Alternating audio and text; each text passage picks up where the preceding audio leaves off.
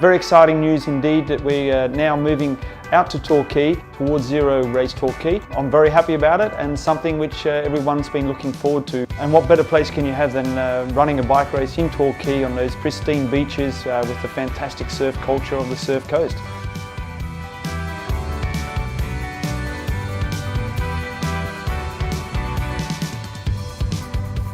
Having the Towards Zero race out on the surf coast, close to Geelong and where all the teams are based, is going to be really exciting for them, as it ticks all the performance boxes that they need to acquire. The teams enjoy their time around Torquay and in around Geelong, so to be able to ride the Great Ocean Road on their training rides in their preparation for the Thursday and for the weekend, it's just going to be sublime. And just can't wait.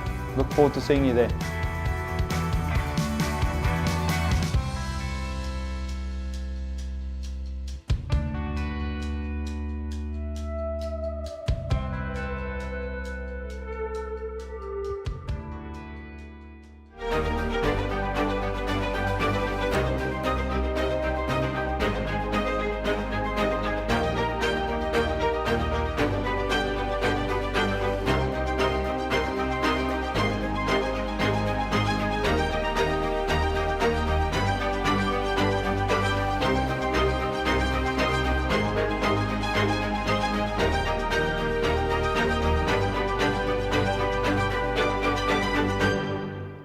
Hello and welcome to Torquay for Towards Zero Race Torquay. This is part of the Cadell Evans Great Ocean Road Race, a big weekend of cycling down on the surf coast. Matthew Keenan with you, joined by David McKenzie. And David, Torquay, it's hosted plenty of bike races in the past. This is the highest calibre it will have seen for a one-day race. Absolutely, Matt. And look, it is lovely to be down here. Beautiful conditions.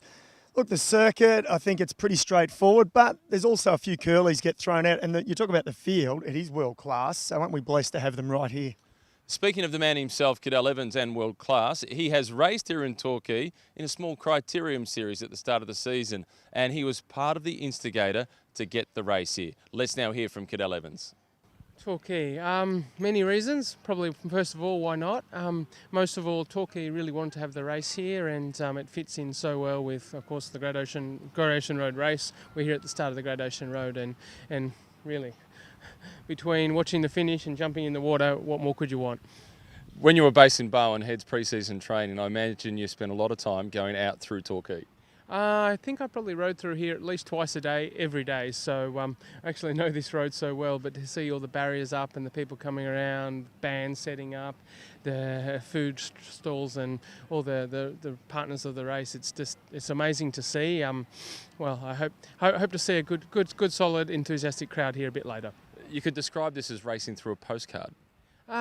Yeah, I think so. Certainly, I think it's going to look great from the air because you come along the Esplanade here and past one of my favourite cafes to stop actually, and right here to the finish line. And the amazing thing is the finish line is literally 100 metres from a surf beach.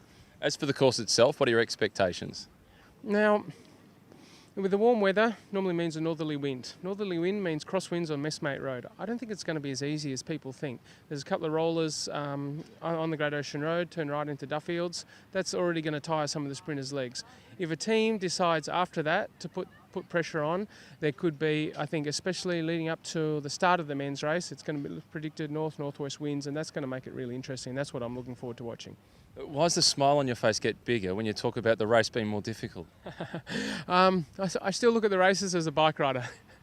I think of how I'd like the race to come out, and nice and hot, crosswinds. That would actually probably on a course that doesn't suit me. It's conditions that would have suited me as a rider. Of course, I'm past that period of my life now, so I just hope safe racing, competitive racing, and I'm pretty sure we're going to get that.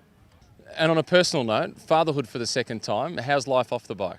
More time off the bike with two boys to look after, but very satisfying, and I'm certainly grateful for the period I dedicated to my sport and career, and now I'm sort of much less responsibilities. I can spend more quality time with my boys, which is of course what every father wants to do.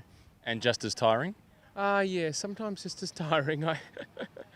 As a bike rider, you're pretty fastidious about sleeping the night through, but with a newborn, that's obviously not something we're going to have for probably another year yet. So, anyway. And these are all roads that the 2011 Tour de France winner, Cadel Evans, will know well. As for who will win today, the name that jumps off the page to me as the big favourite is Chloe Hosking. Yeah, she's got brilliant form, hasn't she? She started the year well, winning the National Criterium title. Obviously, Tour Down Under was successful for her as well. She's gelled well with her new American outfit, Rally, hasn't she? And it's good to get wins on the board because the team backs you in straight away. Yeah, she does have a strong team around her. Leanne Ganser was good. She won a race in Adelaide, not at the Tour Down Under, but before coming here, so she's in good form. Trek Segafredo, one of the biggest teams in the world. Ruth Winder, she won at the Tour Down Under, but I think their favourite today is Lotte Hentala. Absolutely. Hentala's world class when it comes to sprinting. Look, she was good at Tour Down Under if you go in recent form. She wasn't brilliant, but I think she's going to be a little bit better here. Hosking knows that. She'll watch her. Mitchelton Scott, Amanda Spratt. Yeah, absolutely. Probably not a course for them. This is a good warm-up for the road race, if you like. But Mitchelton are a World Tour squad, and they will treat this like a bike race. It's 13.3 kilometres per lap, 8 laps for the women, 106 kilometres. It is flattish, but not pancake flat. It's not pancake flat. There's a couple of little pinches around the back. But the other thing too, Matt, if the wind whips up at all, will there be any sections of crosswind? It can be windy out the back of Torquay, so it could be an interesting day. No doubt it will be a fight for position coming into the approach to the finish line. A man who knows the course well is the race director. Let's now catch up with Scott Sunderland. Great destination and one that's got a lot of history with cycling, and what better place can you have? You know, look at this backdrop, it's amazing, and really looking forward to today. What made yourself and the organising group move from Melbourne to here? Because it is a beautiful destination and it's a longer course though as well. Look, when I first got the appointment to look at doing the course for the, of course, the Cadel Evans Grocery Road Race for men and women, but also looking at doing an event during the week just to fill that gap for the riders and the teams for training purposes, but also to create that whole week of cycling here within Victoria and in the Ballerine and Surf Coast Shires. So the idea was to come up with a course, and while I was out doing the other courses, I thought, I'll just have a bit more of a peek around Torquay, and this one, more or less in year one, came up, and it was always on the on the table to design a course here. But in the interim, we thought, well, Melbourne was an easy fix. Albert Park is a great destination. It's a little bit logistically difficult to arrange for all the teams to travel in and to get out again. So it's just a matter of the planets to align, and here we are today. And Surf Coast Shire has really driven this process, along with Visit Victoria, of course, and our organisation team. And yeah, we're really happy. Great backdrop, and I think we're going to get some really good crowds and great racing. And it does just open it up a little bit more. As we know, Albert Park was purely sprinters. It was so fast. This is a little bit different. Yeah, that's a bit of the purpose of the course. It's not making a hill climbers course, not making for the sprinters, a little bit in between where everybody can have a crack. And as you can see, the first half of the race is pretty difficult. The back half of the race is very, very fast, and also allows for the wind to play a bit of a role in it, depending on what the conditions are on the day. But I think it's got a lot to offer for everybody, and most importantly, from the performance expectations of the teams and the coaches, that they're ticking boxes.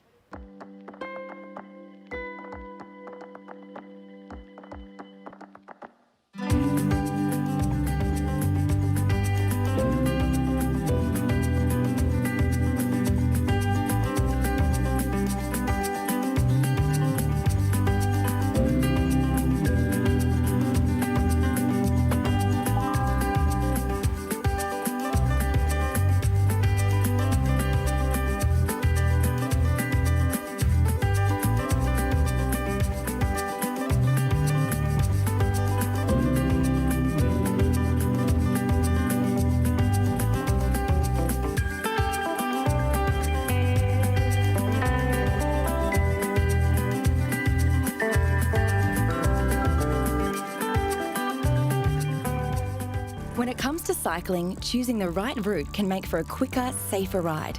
That's why the Victorian Government is investing in infrastructure to make the roads safer for everyone. On Dynon Road in Footscray, we're building a separate two-way bike lane. reducing traffic speed and risk of collisions due to extended curbsides, creating safer crossings for cyclists, providing more visibility and space between cyclists and drivers, and ultimately shaping a smoother and safer journey for cyclists travelling between the city and Footscray. So, this summer, if you're looking for a healthier way to travel, get out and ride and use this route for a safer journey on the roads. Towards Zero, one of the great supporters of the Cadel Evans Great Ocean Road Race, a weekend of racing. And this race, it is Towards Zero, Race Torquay. The women, they're 10 minutes away from making a start. Matthew Keenan and David McKenzie with you. David, the weather conditions, a major talking point yesterday and this morning. Really notable, the Quartermenta Australia team, in particular, the local team, are doing the most to try and stay cool. We're seeing lots of stocking stuff full of ice down the back of jerseys, cold towels wrapped around necks. It's a battle against the heat early. It certainly is, Matt. And look, they all know it's going to be hot. And they've raced in warm weather before, all of these ladies. They travel around the world racing in all types of conditions. The one thing they'll get today, I know it sounds crazy, but they will get a slight breeze off the coast as they come along the esplanade. But the minute they turn off, you've only got to go 1 kilometre inland and that breeze will disappear in this heat. So it will be quite hot, obviously, around the back of the course. It's not going to be cool along here, but that will be that little bit of respite. But nonetheless, look, it is a great location.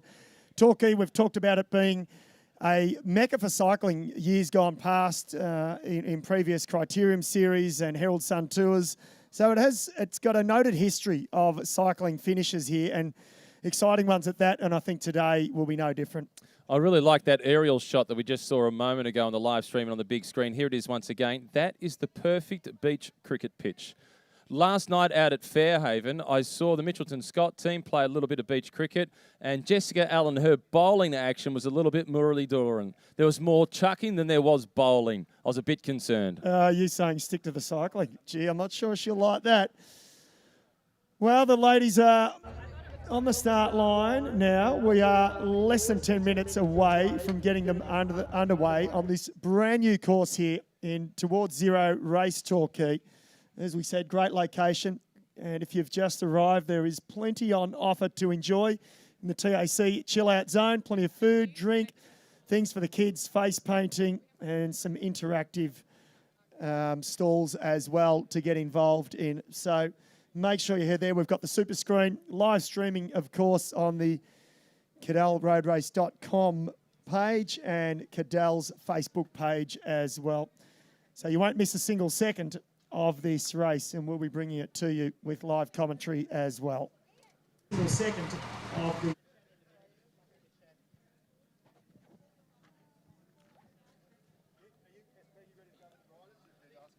Peloton lined up, all ready to go. The Trek Segafredo team looking very relaxed at the back of the field.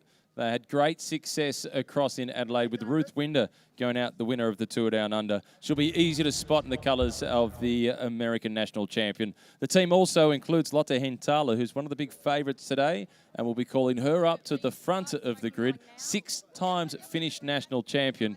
And her, along with Amanda Spratt and a few others, will be introducing those to the front. And in just a moment, we'll be having a welcome to country ceremony. Where are we going to stand straight after? So you'll need to go off through that gap there. Okay, so Norm's got to put the fire up there.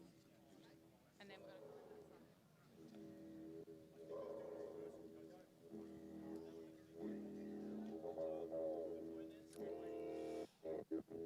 to... 6 minutes before we make a start. Plenty of activity happening here in Torquay throughout the day. Food trucks, tarot cards.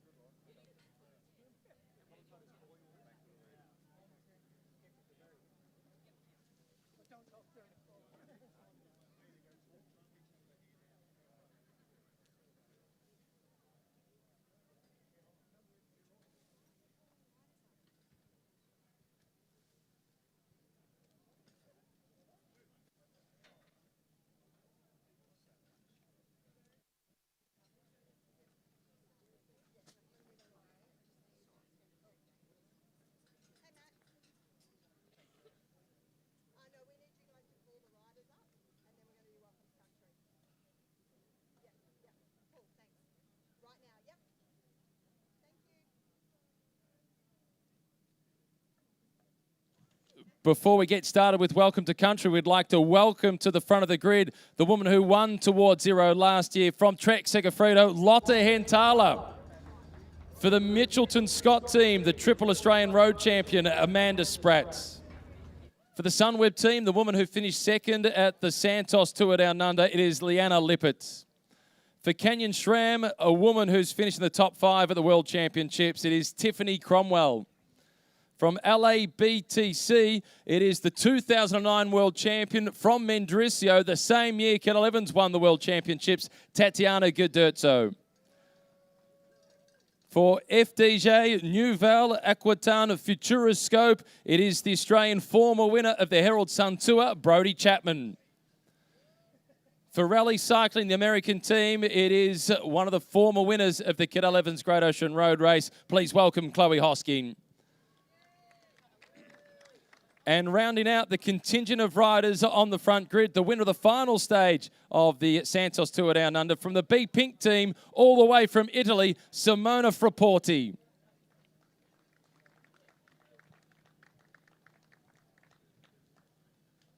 And now for Welcome to Country.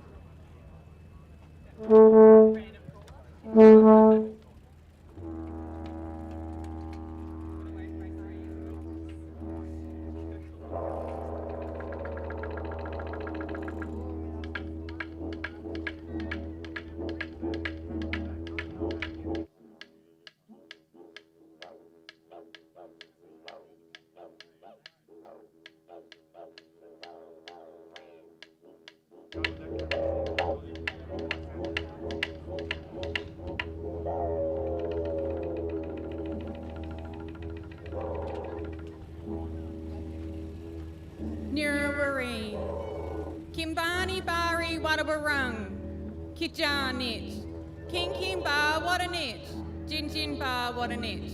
I say, hello, how are you? Welcome. This is Wadabarung country. Let us all come together, walk together, and learn in peace. I pay my respects to elders past and present, all other Aboriginal people here today, to Norm, Nakara and Jalu, my family, for walking beside me. I thank the Creator who watches over this land. I thank the Creator who watches over this land on which we stand. I thank the Creator who watches over this land on which we are visitors. We are proud to follow in the footsteps of our ancestors who have gone before us. Niatni, Gabara, Wadarung Ja. Thank you and take care on Wadarung country.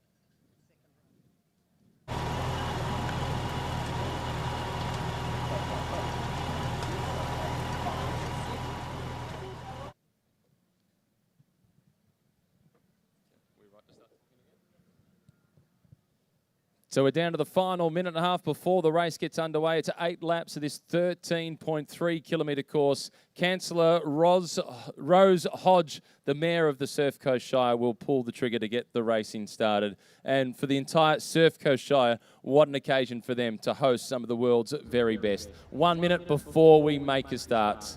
88 riders on the start line, David McKenzie. This is a new addition to the Cadel Evans Great Ocean Road Race, and I like the change. I like the change, and look, it's a bit more of a serious course, this one. It's more of a kermesse, as we know them over in Europe, in Belgium and Holland in particular. So I think the ladies will enjoy this course. It's going to be a tough one, though, with the heat, potentially a bit of wind as well. So down to the last 30 seconds before we get underway. Councillor Rose Hodge, the Mayor of the Surf Coast Shire, will pull the gun to get things started. We'll give the final countdown before they roll out. The team cars are all lined up, spare bikes on the roof. They're just about ready to go. Broadcast is certainly ready to start as we pan back and look out upon Torquay and the beautiful beach. Race Director Scott Sunderland. We're just waiting for the all clear before we get started.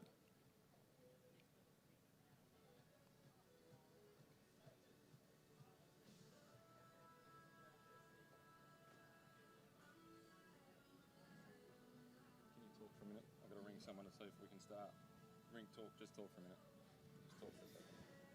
So the ladies are lined up, ready to go. And Scott Sullivan, and there we go. Looks like we are underway now. They roll out of Torquay on the Esplanade under neutral conditions. Team cars, convoy, will roll out behind. Remember, live streaming of the entire race here, so you won't miss a second. Beautiful conditions, beautiful coastline. One of the famous coastlines down on the surf coast here. And there they go. Make the right-hand turn into Bell Street. They'll go up past the famous Torquay Caravan Park. The red colours at the back, the Sunweb team. I don't expect to see them at the back at the end of the race.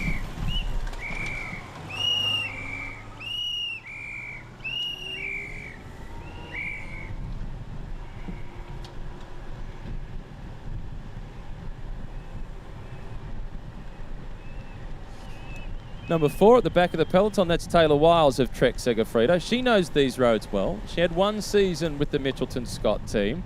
She's really enjoying her role at Trek Segafredo.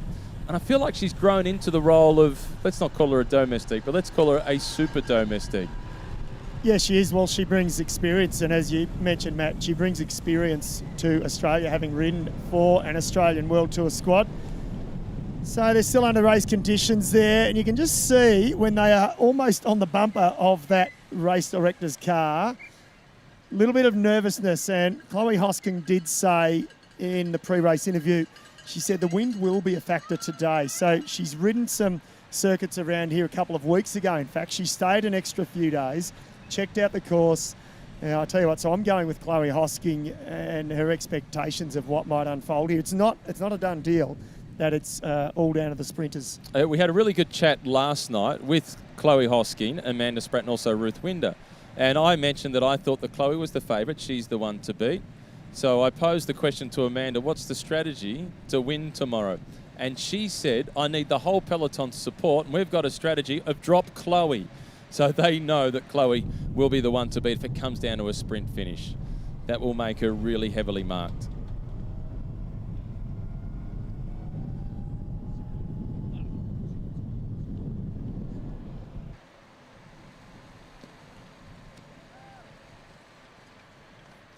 Back of the peloton, number 122 for the Rock Salt Attacker team. That's Peter Mullins.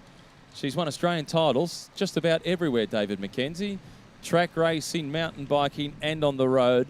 And at Ballarat, she's won the Criterium and she's won the road race. So she's a chance today. Yeah, she certainly is. And I tell you what, Matt, actually, it's a good point you make, because I think this sort of circuit really suits the likes of Peter Mullins. You need to be a versatile rider. Yes, if you're fast, it helps. She's not the quickest, but she is pretty quick. She's strong. She knows how to handle her bike. She knows how to ride in a peloton. But already here, the attacks have already happened, and there's already been a few surges. Justine Barrow, it looks like, for Rock Salt, just on the move there. Silver medalist at the Australian Road Championships. Not a course completely suited to her. But again, Barrow, she's a strong rider, and she'll just look to try and ride at the front. And that's exactly why she needs to go on the attack, because the course doesn't suit her, so make it tough. Try and find another way to win. Number 51, Lauren Stevens at the back of the peloton for the Tipco Silicon Valley Bank team. Off to the left, you can see number 15, that's Lucy Kennedy, one of the riders from the Mitchelton Scott team. She's a rider that I think can potentially win on Saturday in the Deakin University Cadel Evans Great Ocean Road Race.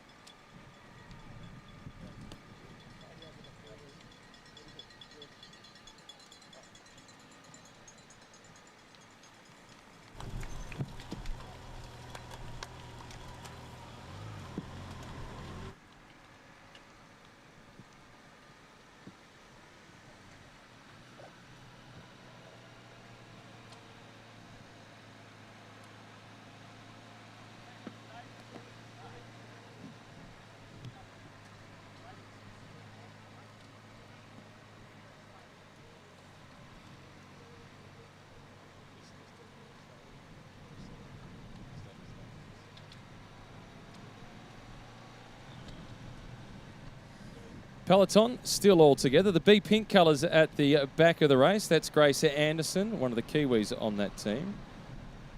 It is a team that we do think can potentially win the race today. I spoke to Simona Frapporti before the race got underway, and she played down her chances. I'm playing up her chances. Yeah, she had a great win, didn't she, a week ago, final stage at the Tour Down Under, and it was from a breakaway. It was almost surprising. We expected it to be a bunch sprint, and the break just snuck away, opened up a big enough margin, and for Porti, she had to beat a few pretty fast women too in that breakaway group, so she rode it tactically brilliant, and they'll look to build on that success already, and for them, for any team in fact, to get a victory already in the first month of the year keeps the sponsors happy, the director sportives, the management, and the riders then, build some momentum, build some confidence as the team as the year progresses. The first fall, there's been a little bit of a touch. She hasn't completely hit the deck, and that looked as if it was Alexis Ryan from the Canyon SRAM team, and that's caused a few problems off to the right-hand side of the road early. Yes, and I think there was a B Pink rider, Melissa Van Neck, the Czech rider there, dropped her chain by the looks of it. So I'm not sure if it was a crash or if it was just a touch of wheels, mechanical. And you can see that she's now running to the left-hand side of the road. So in Europe, if you have a mechanical problem, you stop on the right. She had that incident on the right, and her natural inclination is to go to the right. But if you have a mechanical problem in a race in Australia or New Zealand, for that matter, or the United Kingdom, you go to the left. Your instinct sends you right if you're a European. They have to make that really conscious decision, Yeah. and Van Neck did really well. She did, so both those ladies got going again, so thankfully didn't look like anything major. Again, it's just that little bit of nervousness and a couple of little dippers here on the early part of this circuit, and so they're bunching up, stringing out, and number 104 there, that's Marika van Witzenberg there. She was the first rider to attack, and now she finds herself at the back. She was in the breakaway on the opening stage at the Santos Tour Down Under, collected the Subaru Queen of the Mountains points, and had one day in the polka dot jersey. She started her sporting career as a footballer or a soccer player, and she was a goalkeeper. Yeah, she was a real animator last week, and they built on that as well.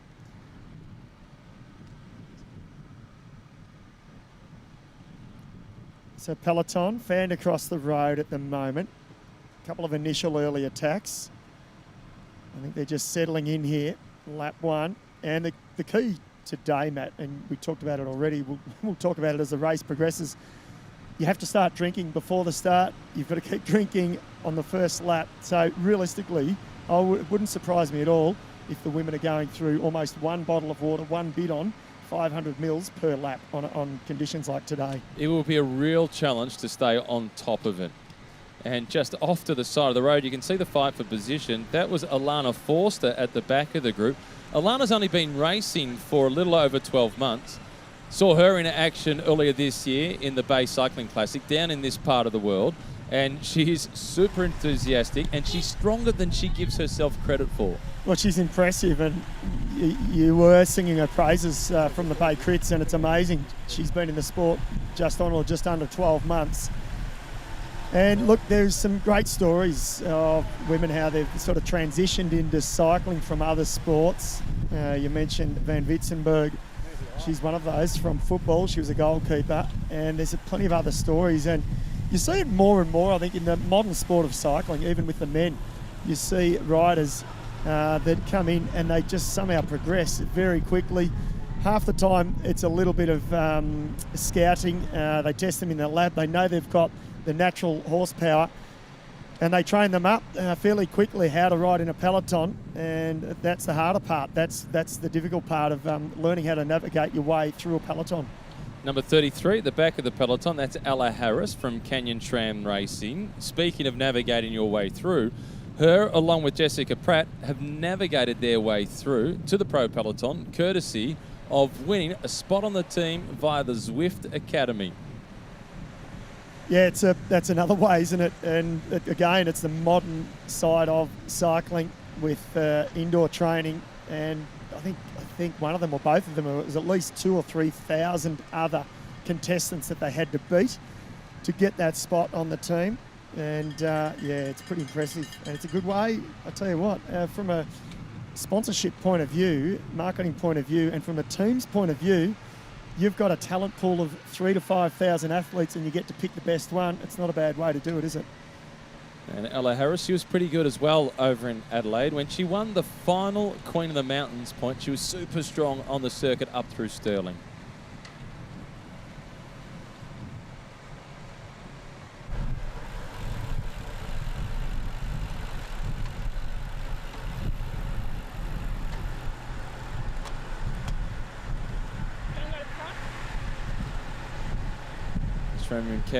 The Canyon SRAM colours, and that was going back at Ella Harris, making sure that Alexis Ryan has been able to rejoin. Alexis Ryan, she was involved in that, not so much of a fall, but a little bit of a touch of wheel. She got her foot out, and Alexis Ryan is a pretty quick sprinter, David McKenzie. She could be a chance, number 36, to potentially win today. She's the rider that Tiffany Cromwell spoke about at Sign-On as one of the ones to watch. Yes, I think, look, a number of the women would have ridden this course either in warm-up or training in the last couple of days or the last couple of weeks, as Chloe Hosking pointed out. But race conditions are different, and when the wind is different, the temperature, as we know, and it did blow up a little bit just before the start. It's dropped again. I always look to the top of the trees to see if the top of the trees are blowing, and even out on the course there, it doesn't look too windy at the moment.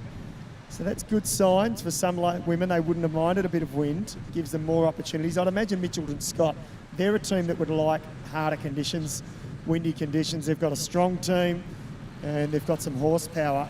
And we've seen that in the road races in the past down here. That's how they've sort of animated the race towards the end.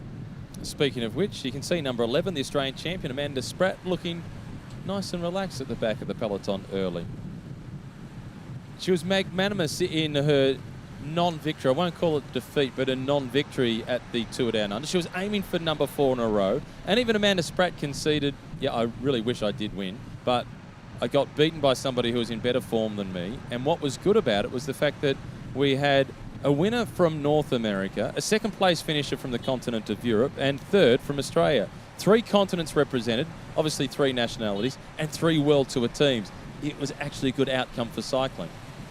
Yes, it was. I think it was a good outcome for the race, good for cycling and good for women's cycling. And look, each year you just see the level lift and lift. The teams are getting stronger. There's been changes being made and some real sort of effort being put into the Women's World Tour, into the women's teams. And it's the focus is front and centre, and so it should be, because I think these ladies deserve more and they're getting more. So it's exciting times. And it's quick now at the front of the peloton as they're out of that shaded area. They're out into more exposed roads. This is a part of the course where perhaps we will see the first serious breakaway form. Down at the back of the peloton, it's the colours of Step Forward, IT Suzuki. This is a team that's been in the sport for a long time, various sponsors, and it's great to see them in this race, getting an opportunity against the biggest teams in the world. They're a team with no pressure. So they can take a risk. They can look for that early breakaway and let everybody know that they're here and they're in with a chance. So I'm looking to see them to go for that early break. Although at the moment we're seeing Alana Forster at the back of the peloton. I'm sure she'd love to be at the front. Yes, absolutely. And, well, look, what I'm interested in seeing is around the back of the course, if the wind does whip up at all a bit later on in the day. Normally it does when it gets so hot. If we get that strong northerly with what we're expecting today. What we've seen early on, though, already is just some technical aspects, few roundabouts to go through as well, Matt. We saw that touch of wheels in the first lap. So a bit of nervous energy already being spent by a few of the women there. And look, the non-sprinters teams, they have to go on the attack. You can't sit in and roll around all day. It'll be a lost cause. You just saw on the left-hand side of the screen in the B pink colours, number 115, Melissa Van Neck has just returned to the peloton after was almost touchdown, a little bit of a mechanical problem. She's calmly returned to the peloton. There's no point panicking and sprinting back and burning a whole bunch of matches. You're better off perhaps taking a little bit longer, going a little slower, and just keeping it as an aerobic effort as opposed to going anaerobic. Yes, and look, to a degree, obviously the convoy of team cars, you can utilise those vehicles as long as you don't sit behind them for too long. I mean, 10 seconds, a bit more, and you might be penalised a little bit. But you're allowed to ride in that slipstream as long as you keep moving past each vehicle. And so, like you say, don't rush back, take your time, utilise the convoy of cars in a legal sense. and then get back onto the peloton, and that's what she's done. If it's 30% on a flat stretch of road to sit behind another cyclist, what do you think it is to sit behind a car? Well, I think any elite cyclist has done pacing behind a car at some point. Gee, you'd almost think it's 50%. When you're hard up behind it, you're saving a lot, aren't you? It's higher. It takes all of the wind. Another tricky little element there. Right-hand turn. Looks like Horseshoe Bend Road they're turning into now. Straight stretch, Matt. And then they'll make that other right-hand turn just over 2 kilometres to go back onto the Esplanade. So they're already showing that they're lapping fairly quickly. Hey, they're moving really quickly. That's caught me by surprise. This is a part of Torquay and the expanding Torquay. Previously, this was bushland. Now it is a well-established suburb. And at the back of the peloton, you saw momentarily 1-2-1 Justine Barrow, physiotherapist, 40 years of age, but silver at the National Championships in Buninyong. You said it at the start, this is not a course that she will like. This will be a learning experience for her. It will, and as you said, she got through that roundabout there. She was in a big gear. She pushes a lot bigger gears than some of the other women that we see. So she needs a real sort of grinding, race, and a longer race at that. But she will sort of keep herself in the mix today. She'll try and stay out of trouble as well. There she is, number 112, just to the left of the screen on the inside there in the rock salt attacker colours there. Number 116 behind her, Grace Anderson, the New Zealander, still sitting towards the rear as well. Robbie McEwen says spin to win. And when we made reference to that with Justine Barrow during the women's race at the National Championships, Rowan Dennis sent a direct message to both of us. Spin to win, mash for cash. And Rowan has done it for the past 2 years at the World Championships. He might be onto something. Number 91 there, just caught the glimpse, the orange colours of Chloe Hosking for rally cycling. She's nestled in the middle, one of her teammates riding through the shot there.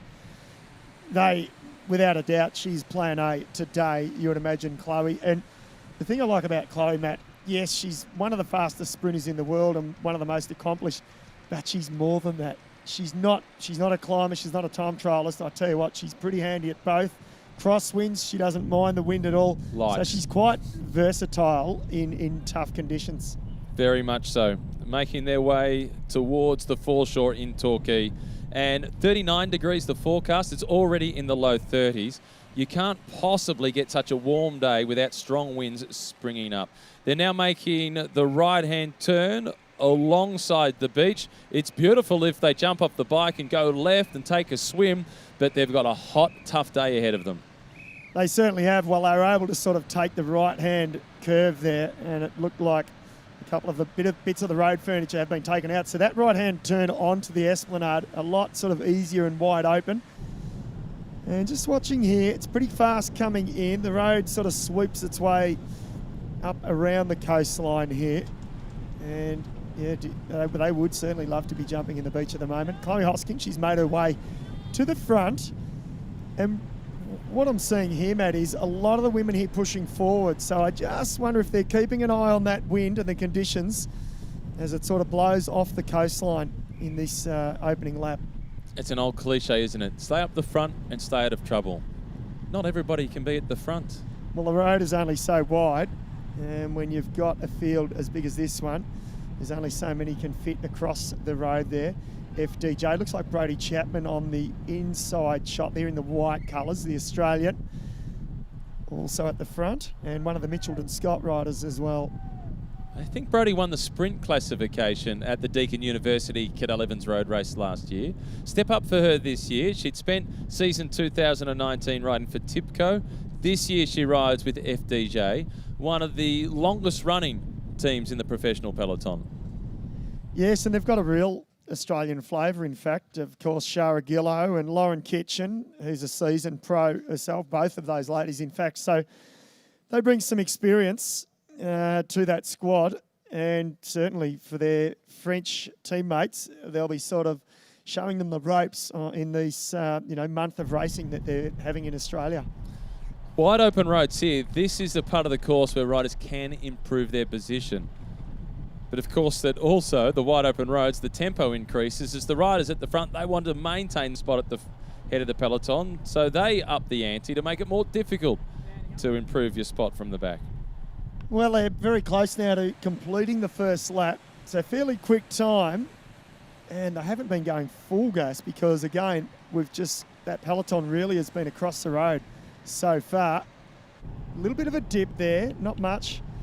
Gives us a good preview, doesn't it, for the first of the intermediate sprints, and then, of course, the finish as well. 13-kilometre circuit. Really is a Kermesse course, this. And race director Scott Sunderland, of course, lives in Belgium. Spent many years there, well, all of his racing career, in fact, living there, Scott. So he knows all too well the Kermesse racing scene. So I just wonder if there's a little bit of that got him excited about this course. No question. Weather aside, it's very Belgian. 13 kilometres. It is a classic Kermesse style course. Shimano Neutral Service making their way through the finish line in Torquay. It's a good day to bike race when the neutral service crew, and in particular the ambulance, are quiet. Yes, that's what we want. And so the ladies now coming in for Towards Zero Race Torquay. Inside the last couple of 100 metres, they've in the barriers there, right across the road. Here they come. Through they go. And it's Chapman there on the front that leads them through. Number 135 next to her, Alana Forster, Matt, who you mentioned earlier for Step Forward IT Suzuki. The calm before the storm, maybe. Well, I like that Alana has managed to get herself to the front. As early on, she was down towards the back. She went off into the gravel momentarily, and that shows her character, her resilience. She figures, okay, I haven't been racing long, but I know this is not a good spot, so she goes to the front. That's impressive. And there's a problem once again through this roundabout, making the right-hand turn onto Bell Street. And it's one of Alana's teammates. This time it is Julia Aitkins of Step Forward IT Suzuki.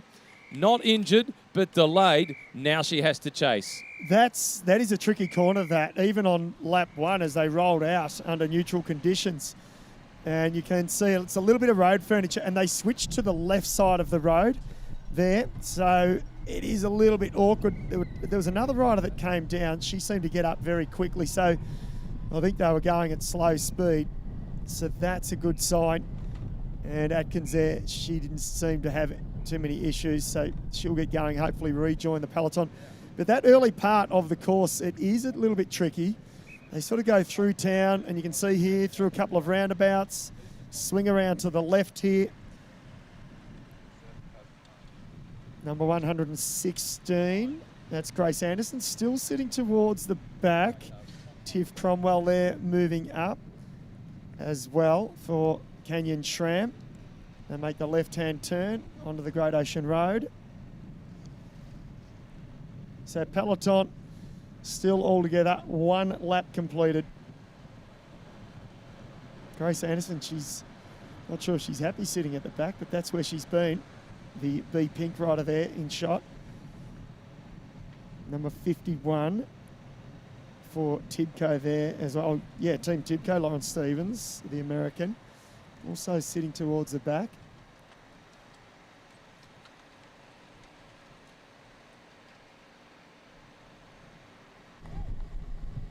Now we've got an attack here off the front. Looks like Chapman.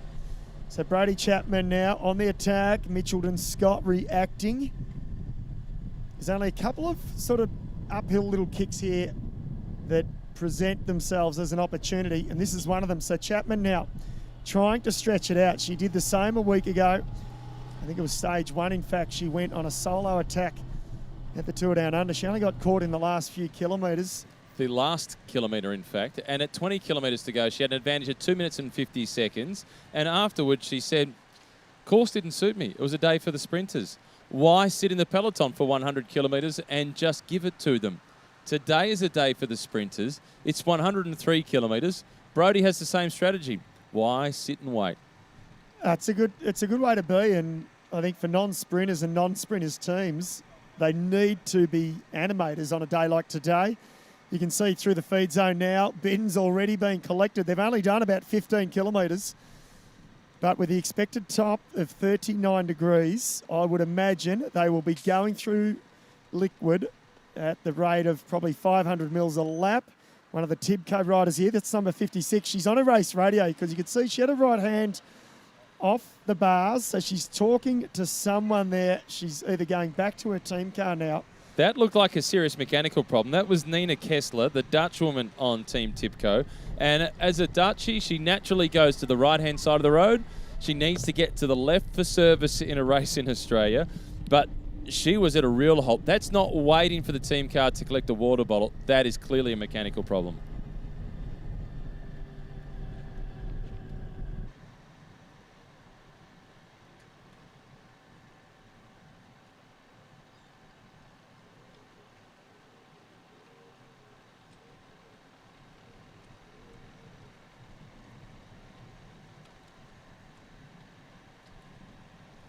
Number 104 at the back of the peloton, that is Marika van Witzenberg, who have already seen try and attack. Justine Vromain is also there from the Dolcini Van Eyck team. That is a team made up of people from the Netherlands, Belgium, Switzerland, one Kiwi out there as well. They must struggle with these hot conditions. Well, look, they've had a couple of weeks to acclimatise, but I think any athlete, Matt, you know all too well as much as I do, it's conditions like this, it's hard for anyone to adapt. And look, sometimes you have a good day in these conditions. Some riders just seem to handle it better than others, regardless of where you sort of come from, where your origins are. But for the Belgian squad, yeah, without a doubt, they'd probably like it a little bit cooler. Very few days of the year you do get 39 degrees in Belgium. They have had it. I have witnessed it, as you probably have, Matt. Previously, I think a few years ago, in fact, with the Tour de France starting in Holland, I think the day we arrived, it was 39 degrees. It was absolute freak sort of temperatures that they do have, it, but it is very rare. And they don't have the infrastructure for it. There aren't many houses with air conditioning. A lot of cars don't have air conditioning in them either. Well, it's a bit like in Australia. Our services seem to struggle when it's super cold, whereas we're more equipped for the warm weather. This is not a mechanical, this is a physical. There is pressure on at the front. That's Shani Morley to the right-hand side of the picture. To the left, that is Roman. This is trouble because the pace is on at the front early. This is only lap 2. Yes, and there's a couple of other ladies there that are in trouble as well. So not good signs here. Justine Vroman just on that little pinch. These are the two pinches around the back of the course. Dips back down. And now you can see a real split, Matt, in fact. This is, well, some 10 or so riders here. So the split has happened at the front of the peloton. So you're right, the pace has really gone on. That is a serious move. That is a strong contingent of riders at the front on lap 2 of 8. This is really early to go. You could see some looking across the shoulder, and they're trying to work out, what teammates do I have with me? Should I keep working or do I wait? Yes, you could see a few of the ladies there looking around on the race radio, asking what's going on behind. So if this is any gauge to give us, already on lap 2, a serious split, I can only imagine what's going to come in the next few laps here. Well, before the race got underway, Cadel Evans said he just hopes for a good race. An aggressive race is a good race. So far, he'll be pretty happy. We've got a good race. Certainly have. That's Amelia Langham there for Step Forward IT Suzuki. Another rider just sort of hanging on the back. Peloton, looks like they've come back together here. Just regrouped over those couple of kickers there.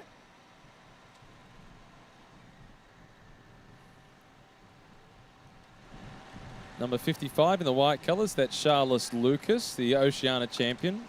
That's why she's not wearing the normal colours of the Tibco team, the Kiwi. She's the Oceania champion. 145 as well, that's Alexandra Martin-Wallace, a good track cyclist for the Quarter Mentha Australia team. Yes, well, I think they've got a well-rounded team, the Quarter Mentha Australia team, for obviously today and more importantly, I guess, for the weekend ahead. Rachel Nayland winning the inaugural Deakin University Elite Women's Race. Ruby Roseman Gannon, Matt, we've already spoken about her in the month of January. She's an exciting prospect, and in the National Criterium title, she got ever so close to topping Chloe Hosking. That would have been a real feather in her cap, but she's well on her way, isn't she? Ruby Roseman Gannon can win today. She's one of the youngest riders in the race. And Cadell had a chat to her yesterday on the way to the event at Fairhaven Surf Club. And Cadell was a little bit biased to have a chat to her because she rides for Brunswick. She participates in the Northern Combine races, which is where Cadell started a lot of his road racing. So he was curious to get to know her, and understandably he was impressed. She's got 6 subjects to go on a science degree at Melbourne University. So, David, if things don't work out on the bike for Ruby Roseman Gannon, don't worry. She'll be okay. She's pretty bright. She is. She's very bright, and she certainly knows how to handle herself. She's adapted well already to the top tier of elite women's racing, and she's had a pretty full program for the month of January. She hasn't missed a beat, has not missed a race so far. It's calmed down a little bit as they drift downhill. The peloton bunches back up once again, but that will make a few that were caught at the back and under pressure a little nervous. Well, what it tells me, Matt, what we just saw a few moments ago with that split, we're only on lap 2. It's going to get warmer. It's going to get harder. The accumulation of fatigue in these few laps, it already opens it up for me that I think we potentially won't see a mass sprint to the line. It might be a reduced group. Might not be a breakaway, but it certainly will be a reduced group. Yeah, it could still be a sprinter, but from a small group. We have Lotte Hentala, formerly Lotte Lepisto, 6-time Finnish national champion, Chloe Hosking. They're favourites. They're noted as sprinters, but they can survive with a tough race. And in fact, Chloe would like a tough race. The yellow and black colours of Mitchelton Scott, that little breakaway a few moments ago, that's caught their attention. They're milling up towards the front. This is the LA BTC team now going on the attack. This is a clothing company, LA, which is headed up by a female. They have a female CEO. They have a lot of females in key executive positions, and they sponsor one team, Holus Bolus, and it is a women's team. This is Anastasia Kushina, who's going on the attack. She was impressive in Adelaide. This is a team that is now also providing the clothes for the Movistar team and the Groupama FDJ team. Yes, I was going to say they're making inroads, aren't they, into the professional cycling circuit in both the men's and the women's. And they've been around for a few years now, but it's a real feather in their cap. I saw that Movistar, giant of the Spanish squad that they are. They've been around a long time and a very traditional sort of team, but even they now have moved away from those traditional sort of cycling sponsors in the last few years, which is good to see. Well, Movistar, they're the oldest team in the professional peloton, male or female. They started in 1980. This is their 41st season in the pro peloton. Yes, it's amazing, isn't it? And the Cipollini bikes there, of course, Mario Cipollini, the Italian great, one of the best sprinters ever, certainly of his generation, but the number of stage wins at the Tour de France, the Giro d'Italia. It's 41 or 42 stages at the Giro d'Italia. It's crazy. Yeah, he won a lot, and look, he was almost equally as known for his flamboyancy. And look, he was a great asset to the sport of cycling in terms of the promotion, as much as his results. But Jacina here, well, she's got no support at the moment. She's probably wishing and hoping that 2-3 more riders come across, because it's very hard to stay away on a course like this going solo. So she really does need a counter move now from the peloton. Looks like the tempo's gone up a bit. They're not completely single file, but they have strung out here and down the right side of the road too, Matt. She's had a few looks over the shoulder. She's going fishing. She's trying to entice somebody else to come out and join her. Life is a little tough at the back of the peloton, but Leah Kirschman in the red colours from Sunweb was cruising on by, making her way up towards the front. This is Jacina now, the Russian, who was really good at the Santos Tour Down Under. Super aggressive. The team didn't quite win a stage, but they were in the thick of the action on a regular occasion. In fact, there weren't too many breakaways that team wasn't represented. No, they didn't miss much. Full marks for trying, and I think there'll be a team that you'll watch as the year progresses, and obviously they've created a good mentality already at the start. Don't just sit in, don't make up numbers, go on the attack, be animators, look to create something, and that's what Jacina is trying to do. Nina Kessler on the right-hand side of the screen, number 56 for Tipco, Silicon Valley Bank at the back of the peloton. Lauren Stevens, number 51, is also with her. Lauren Stevens has been pretty relaxed, sitting down the back, but Jacina is starting to open up a handy advantage. She is. She's cranking the big gear too. You can see her really turning it over here. So she has opened up, imagine, takes a look over the shoulder there. She would be hoping she can get some support from a couple of riders soon, but she is holding a good speed at the moment. Well, there are two intermediate sprints in this race. The first one coming after the conclusion of the third lap, the second one after the sixth lap, and it is the Surf Coast Times intermediate sprint. It's just a cash prize. First across the line in each of those picks up a cash prize. Yeah, winner takes all.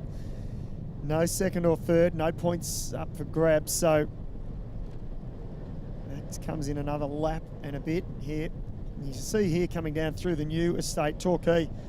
It's any wonder it's growing.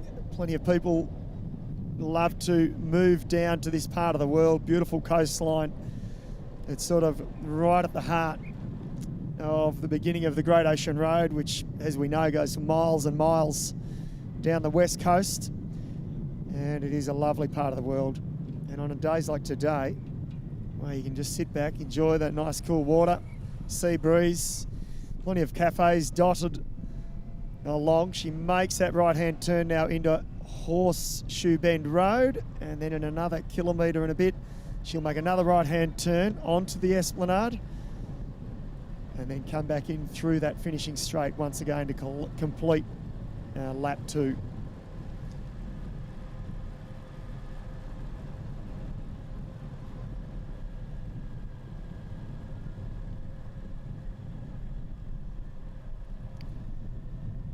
For those of you just joining us, this is Towards Zero Race Torquay. Matthew Keenan with you, joined by David McKenzie. Anastasia Chesina from LABTC. She attacked 5 kilometres ago. She hasn't got any company as yet, holding on to roughly a 20-25 second gap on the peloton. She's not far away from making the right-hand turn and along the Esplanade in Torquay for the second time.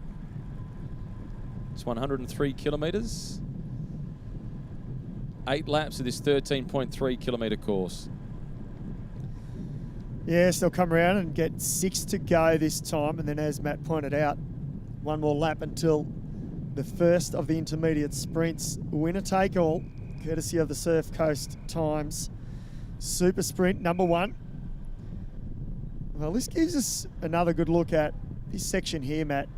If it does come down to a mass sprint to the line, these roundabouts, a little bit of road furniture. And you can see there, a few of the ladies, almost one of the national team riders there from the Quarter Mentor Australia team, the last minute deciding to stay to the left. And a few other riders I noticed just went over the lip of the roundabout, looked pretty safe, so not super high. They were able to just sort of bunny hop up onto the roundabout, but it will cause just a few technical issues if they do come down to a sprint on that final lap. It highlights that squeeze to try and get through the roundabouts, and it will be tense the final few times through that roundabout. And Chesina is churning a big gear out in front. She is. She needs some help though, doesn't she? I think she knows that as well. And sometimes it's better to have a few other teams, riders from other teams out there with you. It means that those teams won't chase. Now she'll make this right-hand turn, and you can see this one fairly wide open. They've taken out the road furniture there, which is good to see. Sweeping left, and then she's on the Esplanade now, a couple of kilometres from the finish line once again.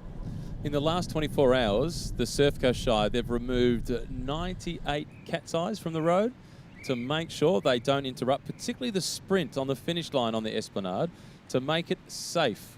If there are any incidents, they'll be racing incidents as opposed to ones that have been caused by the road surface, because the road is idyllic. Oh, and look, it's a very good road surface. It's highly used through the summer months, of course. It's a mecca for tourists down this part of the world, and but it is in really good conditions, really wide road, and credit to the Surf Coast Shire there for just sort of making it race friendly for both the men and the women. the pink colours that you see at the front from the B Pink team. That's Simona Frapporti, one of the favourites for this race.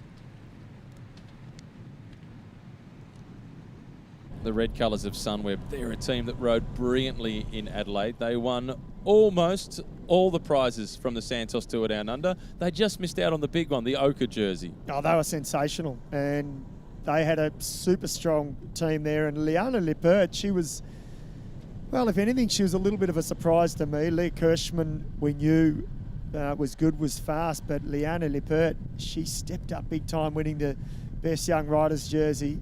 Second overall. I tell you what, I thought she was going to win the whole race on that final stage, and it really did.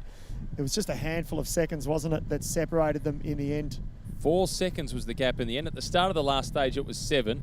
Liana Lippert won the first intermediate sprint, and last night Ruth Winder says she still has nightmares about that sprint. She got genuinely nervous that Liana Lippert was going to be able to get the leader's jersey off her shoulders. Well, I think based on that as well, we can imagine that Team Sunweb, they will come into this race today and the weekend with confidence, and they'll have confidence in their team. And effectively, they've got 2 sprinters. They're not the fastest, but they're very quick. And as a team unit, to me, they seem to be handling the sprints in terms of lead-out trains better than any other. So I think they'd be happy for this peloton here to roll around together. They don't have to do too much at the moment. None of the other teams have to do too much when you've got just one rider solo off the front. As strong as she's riding at the moment, Justina, to go away like this with 6 and a bit laps to go, it's a big ask if you're going to hold a peloton off.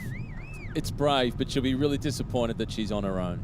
She will, and you know, for the people who are watching or listening new to cycling and you're thinking, well, isn't this a good thing she's on her own? It's all right if you're towards the end of the race, but at this point in the race, you need some support. You need some help, and it can be from other teams, and because that will also, if you've got 4 or 5 riders out in that breakaway, that means there's 4 or 5 teams that will not chase back in that peloton. So suddenly you've got allies back in the peloton, whereas at the moment, the only allies she's got are her teammates. Well, there's a big ally near the finish line for Ruth Winder. It looks like her auntie's out. She's got the flag. Yes, auntie for Ruth. Yes, from Bendigo, so we've got the Australian connection for the American champion. Justina comes through. She'll get the whistle, indicating the first of the Surf Coast Times intermediate sprints. A quick look across the shoulder. Time check will be interesting. Peloton, not yet in sight. Here they come now. Not much of a gap at all, and in fact, Amanda Spratt is sitting at the front of the peloton. She looks pretty relaxed. Ruth, your auntie, has introduced herself to the rest of Australia, and she's enjoying it. 22 seconds the advantage for Anastasia Justina. Yes, well, they're not in a big hurry to bring her back, but again, we will watch this next few kilometres, this right-hand turn off the Esplanade as well. There's Justina. She'll soon make that turn. And we'll watch a peloton. Remember the last lap, previous lap, there was just a little bit of touch of wheels. 2 ladies went down. They were almost at stopping speed. Well, there it is. They've already made the right-hand turn. So this time it looks like they've made it through nicely. And you can see there from that aerial shot, that's what, it is a little bit tricky, Matt, because they come from the right-hand side and they flick directly across to the left. So the right side there is blocked off. And I think after the first couple of times, they've all realised what needs to be done. A little bit of road furniture as well. Not much they can do about that. Caravan park to their left. The destination for my breakfast this morning, Miami Cafe to their right. Amanda Spratt in the centre of the picture, the Australian national champion, and Chloe Hosking in orange. Chloe knows where she wants to be. If I'm near Amanda, I'm in the right spot. Yeah, she's got plenty of IQ, hasn't she? And there's not too many sprinters in the world that don't. They're generally just a bit more sort of quick thinking. They can sort of see what's coming ahead. They can anticipate. And Chloe's one of those. I feel like the wind is just picking up a little bit, Matt. We're located on the start-finish line. The wind is starting to pick up a little bit here, and I think that was the first signs of it the lap before with that split. So we just might see a little bit more action now as the race progresses. And it could potentially be really windy this afternoon for the men's race. And it's a reasonably late start for the men's race. It starts at 10 to 5.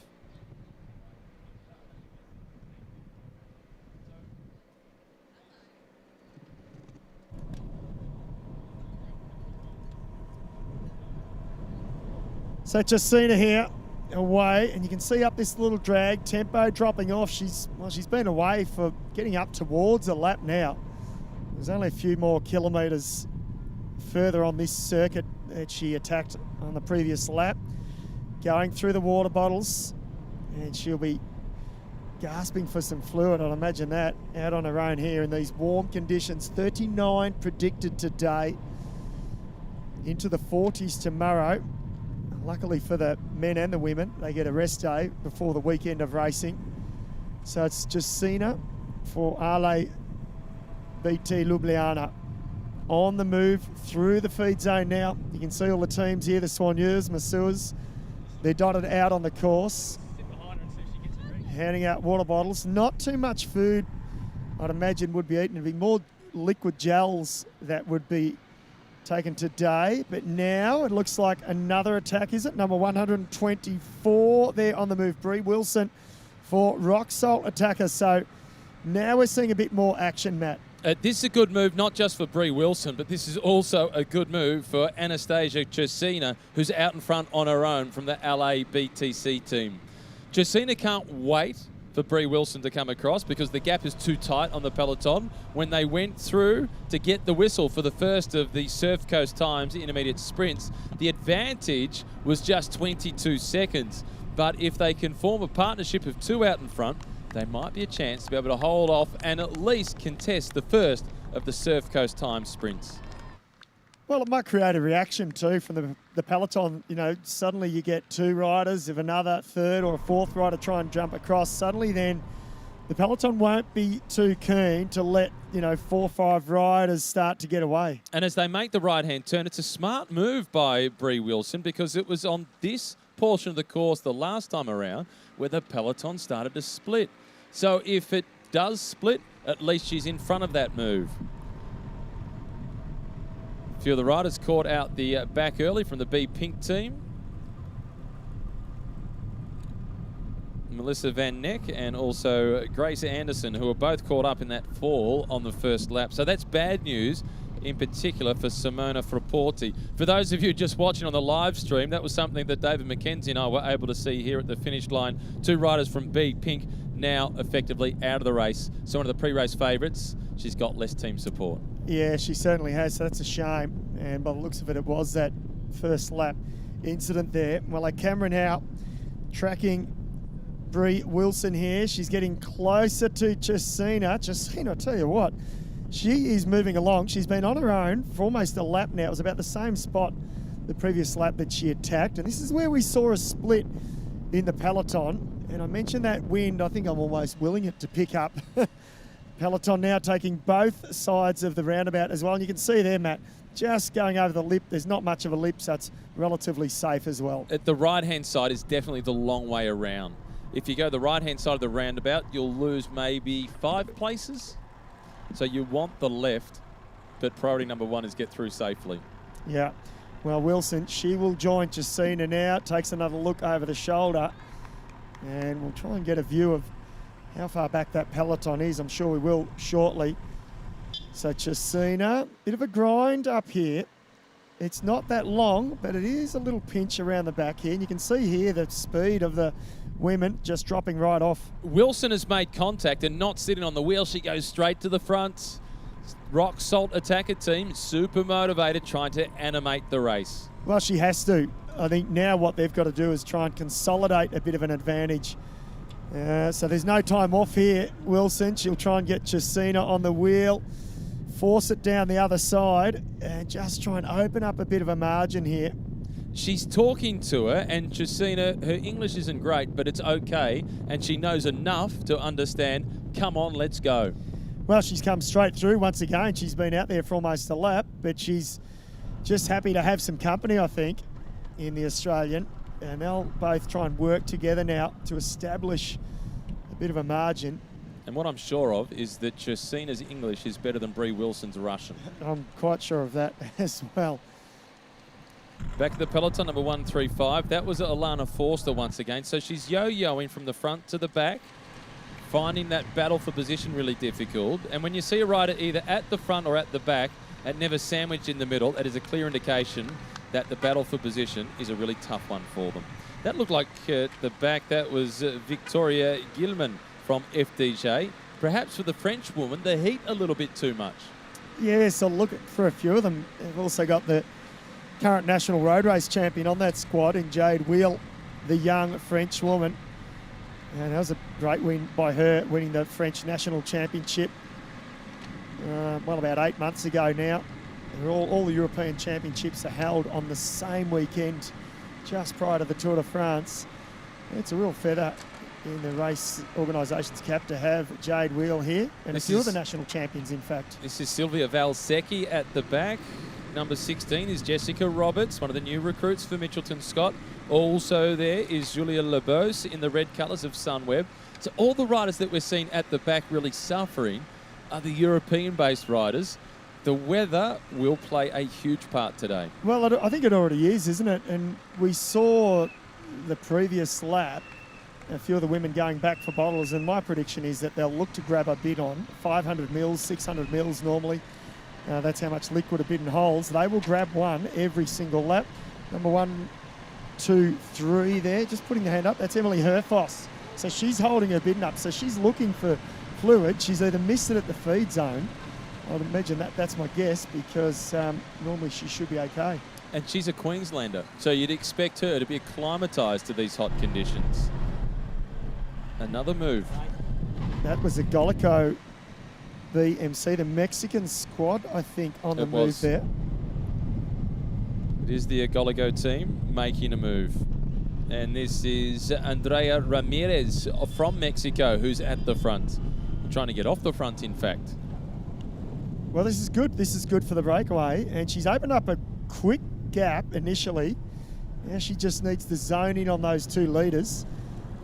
And if she can get across to them fairly quickly, then they can try and work on building that advantage, try and take this first intermediate sprint as well. Remember, next time through, it's a winner only cash prize. And just looking ahead there, can't see the 2 leaders, so she's got a little bit of ground to make up to get across to them. A late sponsor coming on board for the Agolico team. I like this team. It's a team based out of Central and South America. The nationalities of Mexico, Chile, Costa Rica represented on this team. And they've got 3 national champions on that team.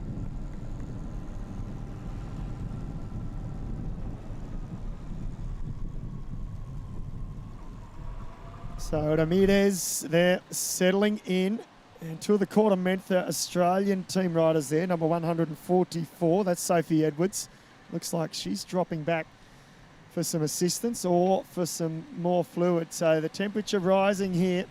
The Great Australian Esky will be working full noise in the back of those team cars. Oh, yeah, they would have.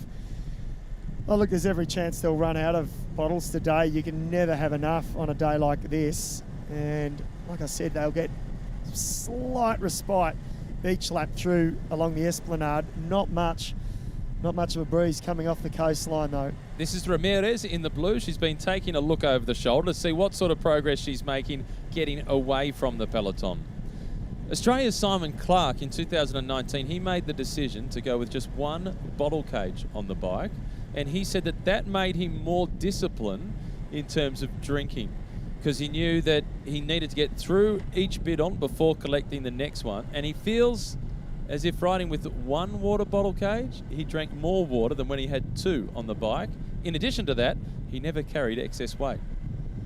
Well, that's true. You just got to make sure you don't miss a feed zone, do you, each lap through? So he obviously got through okay. So Ramirez, she's getting away, staying away from the peloton, but the 2 leaders, I think the good news for them is they've opened up a handy lead now with the sprint lap, next lap through, courtesy of the Surf Coast Times. They'll be licking their lips, and I would imagine there'll be no friendships gained with those 2 leaders. They'll sprint it out. I can't imagine they're going to roll across that line. And camera now on Ramirez. She's in between the peloton and the 2 leaders. We're on to the 3rd lap. Two of the Australians now, so both back. This is a quarter Mentor Australian team, number 143 and 146. Anya Lau and Nicole Frayne there. Frayne, she had a crash at the Tour Down Under. She picked herself up off the tarmac though and got through the rest of the tour, so that was good signs for Frayne. And she's obviously recovered well enough to be on the start line here. And so it looks like they're going back. They've either missed the feed zone or they're going back to get more water bottles for their teammates there. All they picked up at the feed zone, and they've already been through it, and it is up into the mid-30s already, and they simply cannot keep up with the amount of water they need to consume. That's possible, isn't it? Days like today. And, you know, if you've got just plain water and you get halfway around the course, sometimes you're that urge to just pour the water over your head and just try and cool your core temperature somewhat. Suddenly you lose half a bit in the process. So, yeah, it's an expensive commodity at the moment.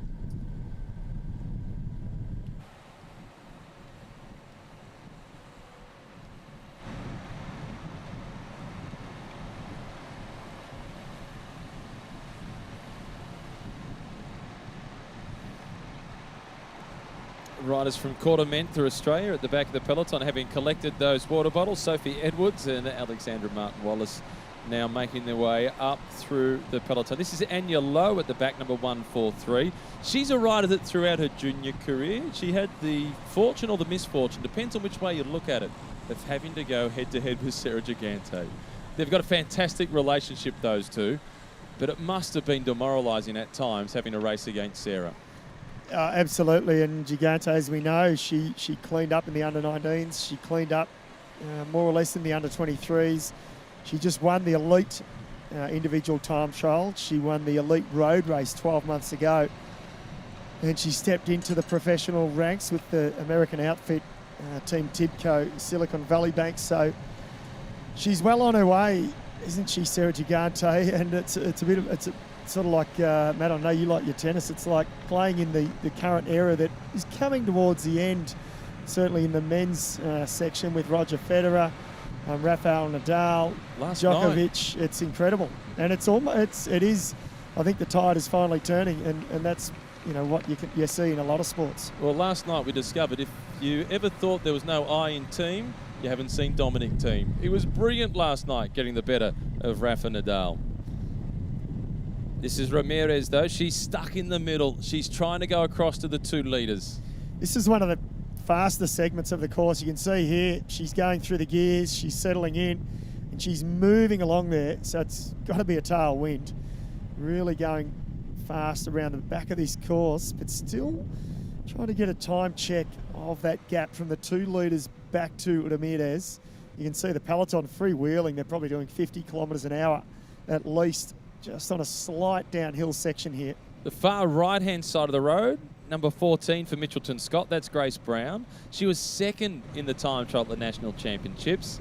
I get the impression she's got part of the job of collecting water bottles today, but she could be a dark horse for Saturday. Oh, totally.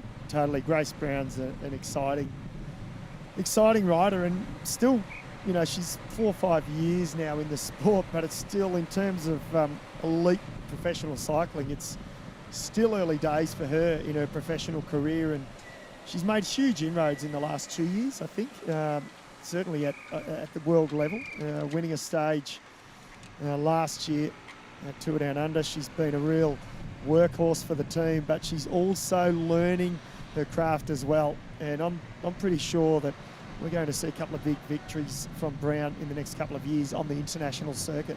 Well, you can say the same for number 15, that's Lucy Kennedy.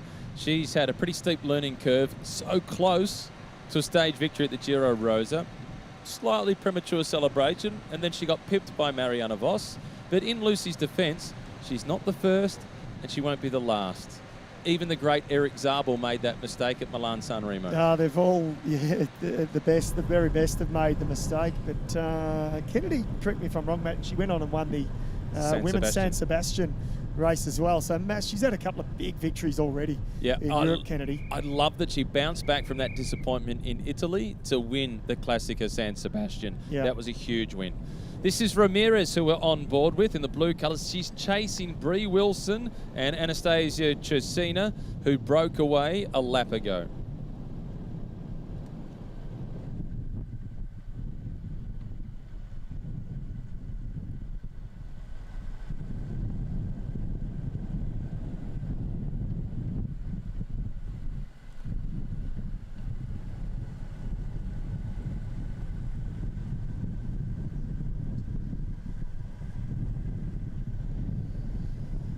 The Agoleco team. This is Ramirez in the blue colours, who's trying to bridge across to the 2 litres. She's stuck in the middle. Look over her shoulder. She can see the peloton up ahead. She can see the motorbikes following the 2 litres. Yeah, she just takes a sneaky look over the shoulder there. Look, it was worth a try. You have to try, and try she did. But the gap, unfortunately for her, it just opened up a little bit with those 2 litres, and there was Justina. She started it on the previous lap. And then she was joined, of course, by Wilson. Now she makes that right-hand turn onto the Esplanade. 2 litres will be coming into our sights. Not too far away now. And remember, it's the first of the Surf Coast Times Super Sprints. Winner only will take the cash prize. Surf Coast Times is the local newspaper. It is a free community newspaper. You can subscribe online, free weekly electronic editions. You can follow it on Facebook for great local content. Surf Coast Times sponsoring the intermediate sprints, and the first of 2 is about to happen on the Esplanade in Torquay. Peloton still looking pretty calm, although the tempo is a fraction higher than the previous 2 times in which they came through. And they're just hugging the left side of the road there, and it's Canyon Tram on the front there. They got 3 teammates just on the front, right down the left, not giving the rest of the peloton too much of a sit. So that tells me that the wind is actually coming not off the coast, it's coming from the opposite wave inland. Still watching the images of Andrea Ramirez on her own. Bree Wilson having attacked a little while ago from the Rock Salt attacker team. And the first rider to really establish any sort of advantage has been Anastasia Chesina from the LABTC team. They won't be too far away from making their way through the first of the intermediate sprints. Ramirez has now been picked up by the charging peloton, and it is the Canyon SRAM team leading the charge. They have Alexis Ryan as a sprinter from that team. Well, they've actually got 5 riders now. This is a serious chase here, Matt. They've really just suddenly turned the screws on the peloton. You can see 1, 2, 3, 5 riders at the front. In fact, there's another one that's moved up and just being separated. I tell you what, though, they might have left their run too late, because I would imagine our 2 leaders will be coming into our sights at the start-finish line here very soon indeed. Jessica Pratt it is who's on the front of the peloton. She was the winner of the Zwift Academy Prize to get a spot on the Canyon SRAM team. They are setting a blistering tempo, and it's also causing a few problems within the peloton. The sprint is really on from Canyon SRAM. So the other breakaway group of 2, we haven't seen any images of them for a while. They may well have been caught. Ramirez has certainly been caught by the peloton. At the back of the group, number 16, that's Jessica Roberts. We're scanning both the monitor from the live stream and looking back down the road to see who comes into sight first. Yes, it's going to be tight. Canyon SRAM absolutely going full gas. Well, it looks like they may have been caught, have they? Because what we're seeing now is an image of the peloton. So the break has been caught and the sprint is on. It's Canyon SRAM having delivered, and the winner is Tanya Ereth collecting the prize. She gets maximum points on this occasion. So Canyon SRAM, they reeled that breakaway back in, and it is Tanya Ereth who collects the cash prize, courtesy of the Surf Coast Times. Well, that was actually smart riding, wasn't it? And they committed themselves. They got just about the whole squad on the front there. And Erath, the German, she took it quite comfortably in the end. And is that a little warning sign for the rest of the peloton? For the rest of the race, through that tricky right-hander, they switched to the left again, no problems. The Great Britain rider there, Jessica Roberts from Mitchelton Scott, just sitting at the rear of the peloton. Now the pace is up, and what else this will do, Matt, it wouldn't surprise me now if it'll cause a reaction here in the next couple of kilometres. They've been full gas, being led by Canyon SRAM. They've brought back all of the breakaways. Now I expect a bit of a counter-attack going on, because there's going to be a pause once they get through this section here, there will be a bit of a lull. I expect more attacks to come. Three of the riders from the Rock Salt attacker team caught at the back of the peloton. That's not a good spot to be at this point because it is an old trick from page 1 of the attack handbook. After an intermediate sprint, that is the time to move. Yes, and you can see here right at the back, there's probably a couple of 100 metres from the front to the rear, and it's not even strung out. So if it does string out at all as the race progresses, yeah, it'll be like a slingshot effect at the back there. And a little bit of wind, it doesn't take much, going in the right direction or the wrong direction, depending on where you are in the peloton. If you're at the front of the peloton, you call it the right direction, right enough that you can try and split this peloton. This is what I'm talking about. A little bit of a lull, they're fanned across the road, the pace has dropped off. This is the perfect time now to attack. Attack through here, skip the feed. Hopefully you've got enough liquid. Open up a gap, maybe take 4 or 5 riders with you. Not skipping the feed, number 143 from Quarter Mentha, the Australian national team. That's Anya Lowe. She's making the most of taking on some feed, also taking on something to drink. It's actually hard to get the gels and the food in on such a hot day. Yes, well, probably if anything, you'd probably just take a couple of gels, not much else. Not too much food being consumed, I would think. On a day like today, it's all about fluids, all about liquids. And really, you'd imagine you'll go through, well, 5 to 10 litres of liquid, I would imagine, on a day like today.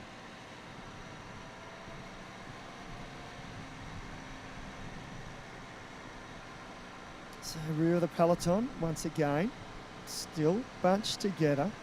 So those 2 leaders previously, cameras missed it, but they obviously brought them back fairly quickly, and Ramirez from Agolico was also brought back through the feed zone now, almost at a standstill for some of those riders. Coming through the feed, they don't want to miss their biddens as they collect them. And number 93 there for the rally cycling team.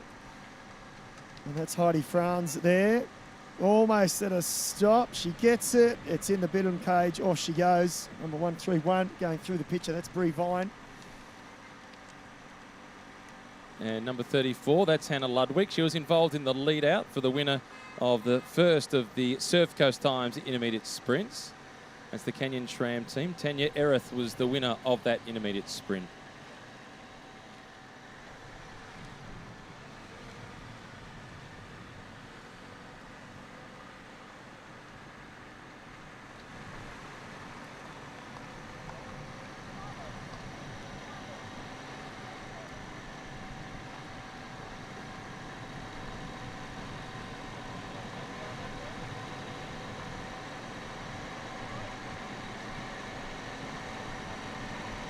So Ludwig there, back to the team car here.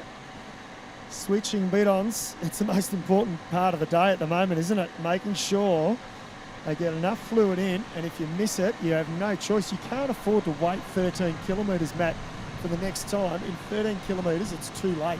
You've got to keep just sipping. And the problem is too, if you've got a bidon in that you haven't touched, if you've got 2 water bottles and you go through one, the second one in one lap will be hot. You'll be drinking hot tea, and that's exactly what you don't want to be putting down your mouth on a day like today. And in addition to it being disastrous for today, you will pay the price come Saturday. A couple of riders from the Step Forward IT Suzuki team now abandoning the race. Shani Morley and also Julia Atkins. Now, unfortunately for them, out of the race. Fingers crossed that they're okay for Saturdays at Deakin University, Cadel Evans Great Ocean Road Race. David McKenzie, the race is on. This is Amanda Spratt at the front of the peloton. She's looking to cause some havoc.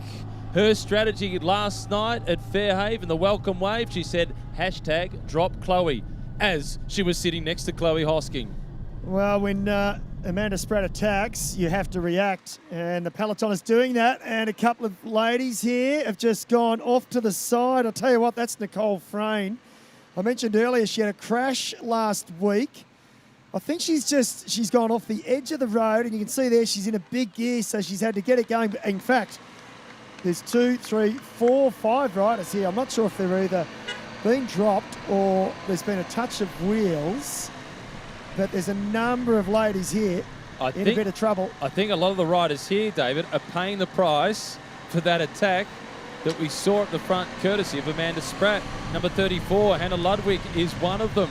2 riders out of action from the rally team. A mechanical problem for somebody from Quartermentha, Australia, stopped on the left-hand side of the road with a rear wheel puncher, and at this rate, they won't be rejoining the front of the race. Well, the Quartermentha Australian team, they haven't had much luck. They've had already a few mishaps, a couple of mechanicals. We saw that one just there.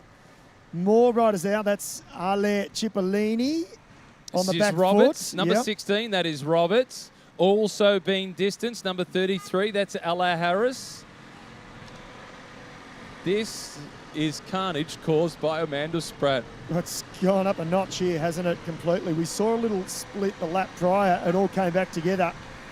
Now we're seeing who is suffering, because the ones that are being left behind. This is Tanya Erath, the winner of the intermediate sprint.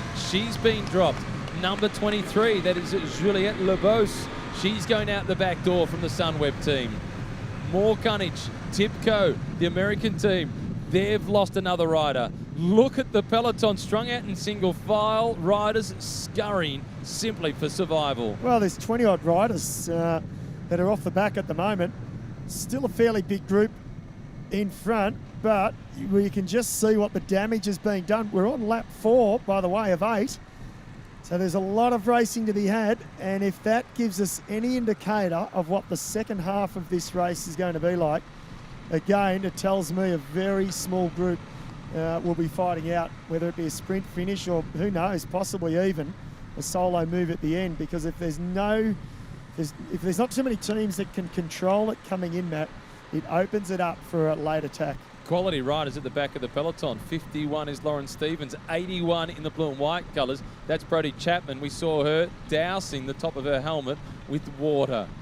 Make sure you get the right bit on, not the one with any electrolytes in it, just the plain water one to go over the top of the head. Yes, yeah, it's days like today, it's important to get that mix right as well. Sometimes you have too many electrolytes, it can actually give you a bit of an upset stomach. So I know we keep talking about it, but with the warm conditions on a day like today, you really have to get that hydration right. And really, you know, it should have started almost 24 hours ago. So you're on the start line already hydrated. Number 56, that is Nina Kessler. She had a mechanical problem on the first lap. She's fought her way back, but there is a few riders just slipping off the front this time, David. It's the hardest part of the course. I think we've worked that out, haven't we? It's where the attacks are happening and where the splits have happened. It's a Mitchelton Scott rider. You can tell by those colours.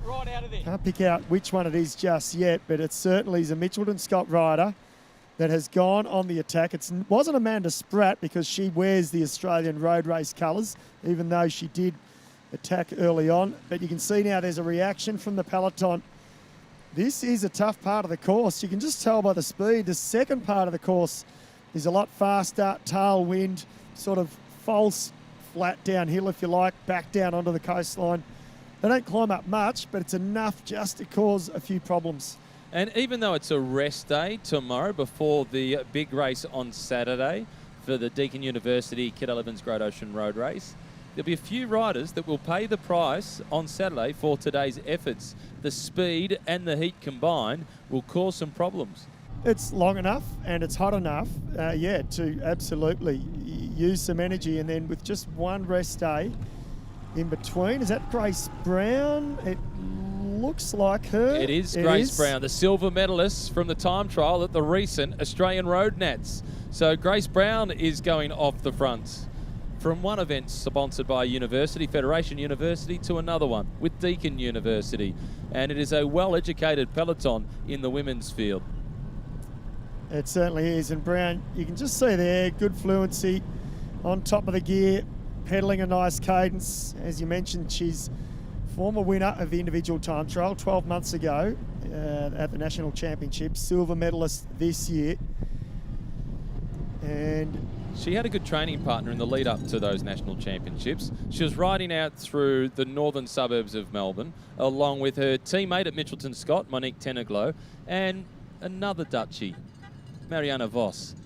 Monique Teneglow had a little mechanical problem, stopped at Peak Cycles in Heidelberg. They got them going again, and they ventured on out through Eltham, out through Kangaroo Ground, roads that you probably know well. Yeah, great training ground. The suburbs of Melbourne, city of sort of 4 or 5 million people, but you know the back roads, you can be out within 20 odd kilometres in bushland, beautiful training country. Matt, that long shot of the camera, Love a long shot. It is splitting up at the front here. There is a couple of gaps and there is a little bit of wind because they are hugging the right side of the road. The long shot, it always tells the story of the real battle at the back of the peloton. That's Charlotte Lucas at the back in the white colours. Also towards the back, is that Lucy Kennedy I think from it is. Mitchelton Scott? Yep. It is Lucy Kennedy down towards the back. She's strong in the climb. She struggles a little bit for position in the wind. She'll love seeing those big trees on the left-hand side of the road. She will, and she'll be happy that they've now, you can see there, they've pushed a bit more to the left. Can be a little bit dangerous at times here because everyone's desperate to get in the slipstream. And again, now they switched more to the right. So she is not getting any sit at all there, Lucy Kennedy. She's fighting effectively in the wind. Yes, she's behind the wheel, but she wouldn't be getting much of a sit at all. The road swings around now to the left and then again to the right. And then when she looks up and she sees the front of the peloton, it must look like such a long way from the back to the front. And you saw she just got overlapped on the wheel a little bit there, and then she's off the wheel again. She has to chase to get back on, and that is to be in last position in the peloton. This is a real battle. Well, she's using unnecessary energy here because she was out of position. She is using probably as much as the girl on the front is who's causing all that problems. So for Kennedy, she needs to just try and regroup. And when the pace backs off a little bit, if it does, just try and move her way immediately to the front. Look at the speed at the front. They are motoring at the head of the peloton. This is Kennedy, number 15. It's her teammates from Mitchelton Scott who are causing all the action at the head of the race.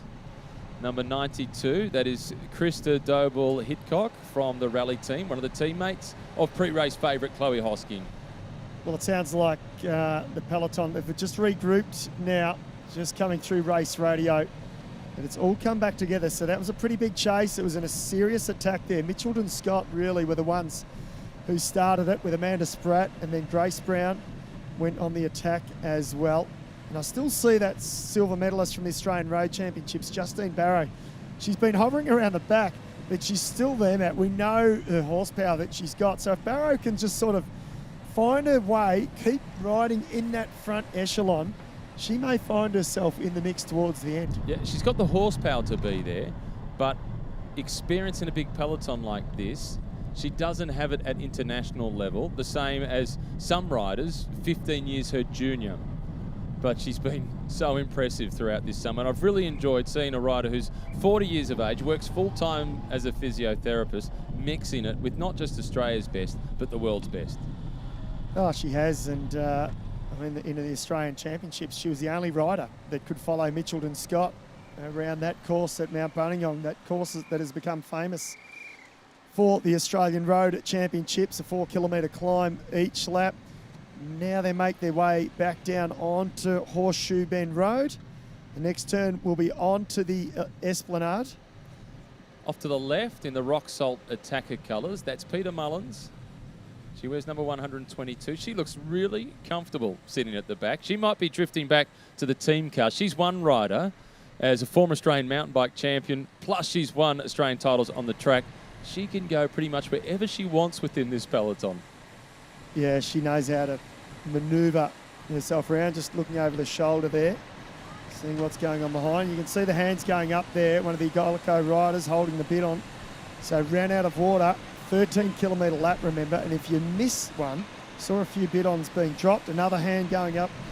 That is the priority of the day, and it is a priority every lap to not miss that bidon through the feed zone.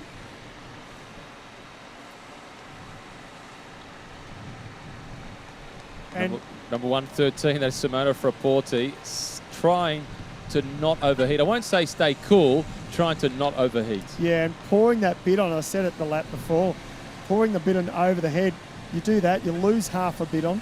So you've got to make sure you collect next time through. Number 35 there, that's Jessica Pratt for Canyon Shram. And number 1.2.1, Justine Barrow there. There she is in the rock salt colours, just on the right of the screen. The Oceania champion, number 55. Still in the mix as well, Charlotte Lucas, the New Zealander. Quite a few New Zealanders spread across this field in mixed teams, in the foreign teams here as well. See the black and yellow colours at the front, Mitchelton Scott. That's the team of Amanda Spratt. She caused a little bit of a problem in the peloton earlier on in this lap. Now they come down somewhat. The LA BTC colours also coming up towards the front. It's nice to have Tatiana Guderzo here, the winner of the world title in 2009 in Mendrisio, when Cadel Evans also won the world title. Yeah, she was in good spirits this morning. I spoke to her before the start, and it's a number of times she's come out to Australia now. She enjoys coming out here, and I think like any elite cyclist who lives in the Northern Hemisphere, this is the time of year to come down to Australia, enjoy some warmer weather, get a good training block in, some great racing as well. And so she'll spend, well, the best part of a month in Australia, used to the travel as well, and gets her ready for the season ahead. And she has said that this could be her last season. Peloton makes the right-hand turn onto the Esplanade towards the centre of Torquay. Number 12, that's Georgia Williams. Always easy to spot with the ponytail from an aerial shot. Makes commentary a little bit easier being able to spot her so clearly with her hair. Yeah, she's been a mainstay of the Mitchelton Scott team. She's a real workhorse there. She absolutely sacrifices herself for that team, and that's why they keep signing her on each year. From a commentary perspective, those identifiers are really good. And I saw recently Amanda Spratt, the team were trying to get her to change from blue shoes to white shoes. Stick with the blue shoes. We had Mitch Docker for a number of years wearing bright red Bontrager shoes, and I like those shoes. It made it very easy to spot Mitch. Now we can see him with the Mo. But hey, he just shaved that off as well, raising $8,000 for the bushfire appeal in South Australia. Number 91, David McKenzie, one of the pre-race favourites. That is Chloe Hosking. Yeah, just dodging around the road furniture there, as well as Trixie Warwick for Trek Segafredo. So the riders there just moving up, and number 53 on the race radio, Sarah Gigante, the national time trial champion. So she's just either answering the call or asking a question, one or the other. Gigante probably saying, yes, we want fluid this lap. And going around the outside, 1-2-1, that is Justine Barrow. We've spoken about Mash for Cash. She rides at least a gear or two bigger than everybody else. Yes, she does, doesn't she? You can see it. It really stands out. Great aerial shot now of the peloton. They're on the Esplanade. They'll be coming through once again shortly. But it is a popular strip here, the Esplanade, certainly in the summer months and through the Christmas season. Absolutely jam-packed with holiday makers. Ruth Winder, we can just see in the shot. Just on the other side of Winder, the French National Championship colours there of Jade Wheelmat, the young French woman. And number 1 going through the picture, David McKenzie, Lotte Hentala, formerly Lotte Lepisto, married recently, but Lotte Hentala, she's been a winner of Towards Zero in the past, 6-time Finnish national champion. She is quick, and she's been here for a while. She rode the Bay Series. She's done a recon of today's course. She's taken a look at the course for Saturday. She's ready to win. She has a strong team around her. She's a big chance. And they're riding a high, aren't they, with their recent success. And so Hentala, last year's winner, in fact, of the Towards Zero race Melbourne. Of course, it was held in Melbourne, the first couple of editions. So she'll look to repeat that with her teammates of Trek Segafredo. No Surf Coast time sprint this time through. They've got another couple of laps before they get to the second of those intermediate sprints. The peloton much calmer than they were on the previous occasion through, when it was the Canyon Tram team doing all the damage, with Tanya Erath winning the first of the Surf Coast Times intermediate sprints. Yeah, they're coming into the finishing straight, and it looks like Spratt once again right near the front there. So too the rally cycling colours, the orange colours there of Chloe Hosking. So they're all amassed towards the front.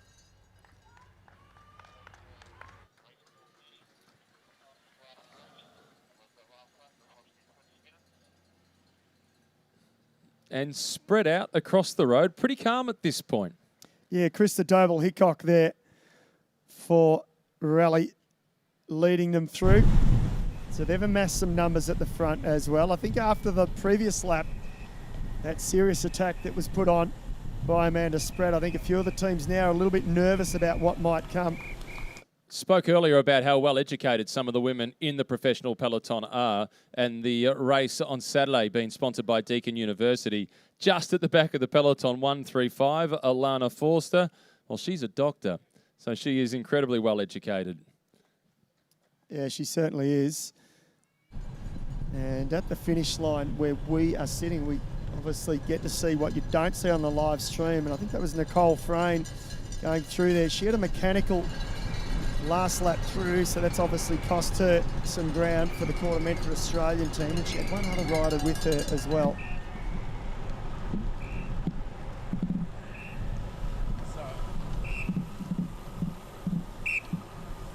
But given the aggression shown the previous time through by Amanda Spratt, I'm anticipating that there'll be a few riders in the peloton a little bit nervous about a Spratt attack to come again the next time up that climb. But look at that coastline. It is the Surf Coast for a good reason. It is a part of the world that has done a lot for surfing culture right around the globe. It certainly has. And the riders there, if you're watching the live stream, just going left-hand turn. And there was a rock salt rider there that she almost sort of locked up the wheel. Well, she did lock it up somewhat, managed to hold it up. Number 126, was it? Madeline Wright there. I thought she was going to bring herself down then, but she managed to keep it upright. So that's good news for Madeline Wright. They'll have the feed zone shortly once again. And I would imagine as this race progresses, more and more liquid will be handed out. You see it every lap. Another great shot of the coastline there. Goes for miles and miles. Some great surfing beaches as well. Of course, the Bells Beach, famous Bells Beach. Well, it's not too far away from here in Torquay. It's very close indeed. Very close. And school went back today, so the beaches look really quiet. It's the perfect time to get down to the beach. You've almost got the place to yourself. I've packed my bathers, Matt. I've packed them. They're Between ready to the women's go. race and the men's race? I think I'll wait till the very end. Okay. Cool off. Men's race starting at 10 to 5. This climb, the TV doesn't do it justice. They're going through the feed zone, so that's causing some bigger gaps to open up within the peloton.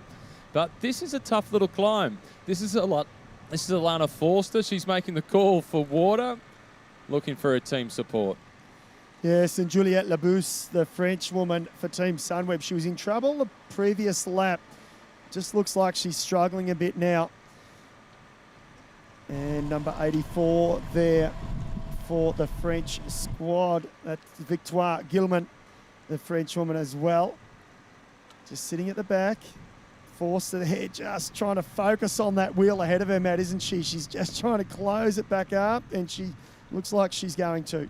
She's in a bad spot, though, because they're making the right-hand turn, and it could get serious as Juliette Labousse in the red colours from Sunweb. She's also not in an ideal position. Rock Salt attacker, the right at the back of the group. This is Madeline Wright, number 126. And if they open up the throttle at the front, Madeline will have a really tough time getting back in contact. Well, undoubtedly, this is the hardest part of the course. You can see it. Just a slight drag, and then you make the right-hand turn, it kicks up, which is where they are now. It's not much, but in warm conditions, it's hard enough, and we see it. We've seen it the last couple of times through. Really has split up. It's not much when we're sitting on a couch at the finish line. Exactly. Feels a lot easier for us too. No surprises there, but certainly not for the women. And you can see the size of the gear that Madeline Wright is riding at the back. She's mashing her way over the top of that climb into the tuck position now for aerodynamics to try and get back in contact. At the finish line for the rally team, we've just seen Sarah Padwovin go through.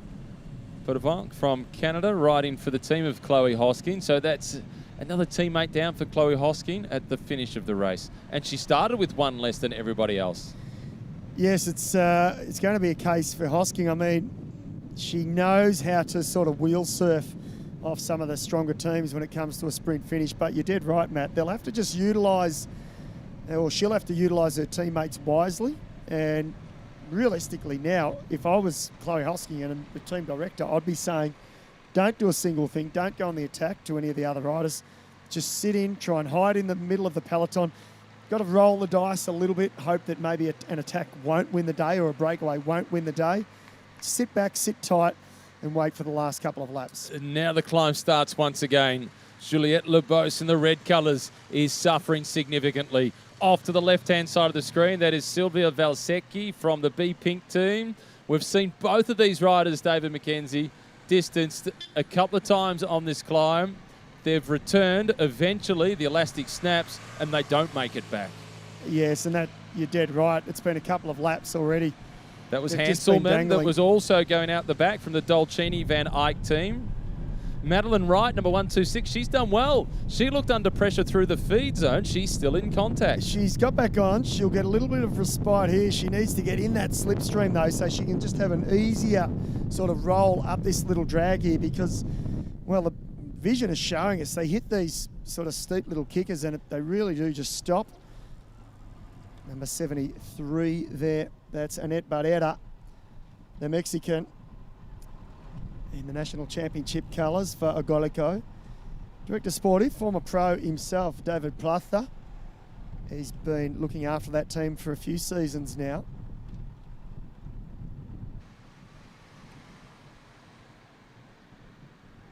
That is Barrera there, I think, just getting dropped off the back there. So a number of women now in trouble. We've already had a few withdrawals. Really impressed with the fight from 126, Madeline Wright. She's going to the right-hand gutter to try and get underneath the wheel and a little bit of protection from the wind.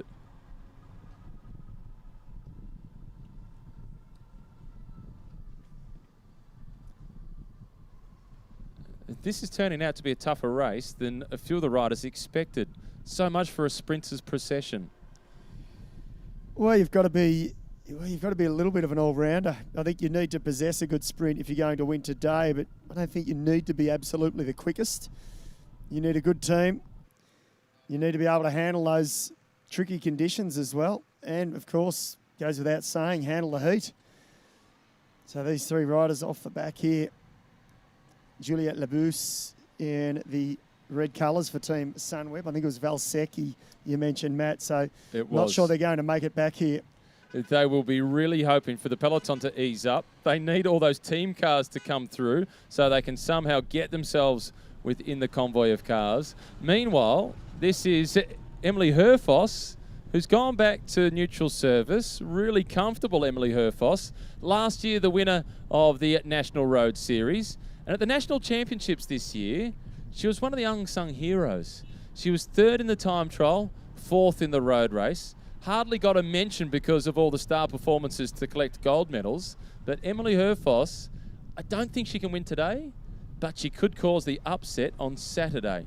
Absolutely, she could. And you've hit it on the head. She was excellent at the Road Championships, and she went there with great form. And she missed the mark, not by much, but she was beaten by quality riders, world-class riders at that. So, no, I think she would have gone away from the national champs a little bit disappointed. Of course, you go to any championship race to win, you want the gold medal, and that was her ultimate goal. But she was so consistent in both the TT and the road race, and her 4th place in the road race. I think she jumped off the front of that group at the end.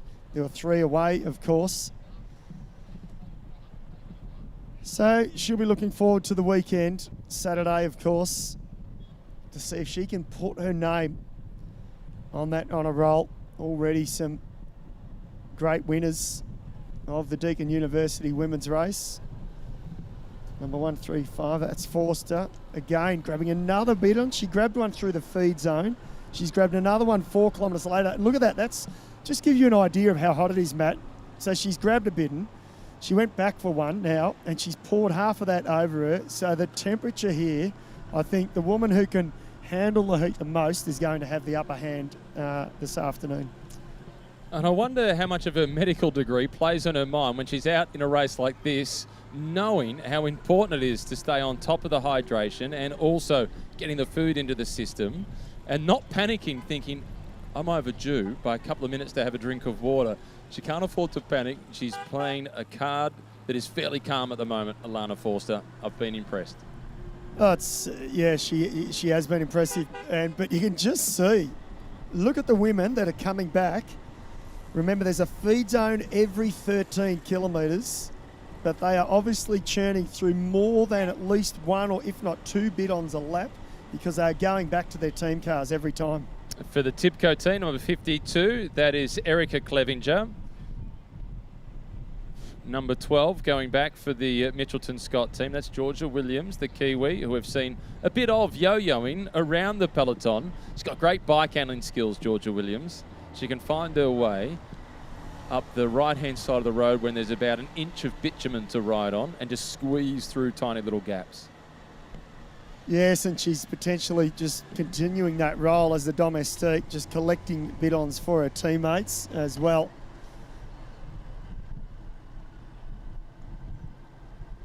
So peloton all together, bar the few withdrawals that we've had, and there's a few off the back.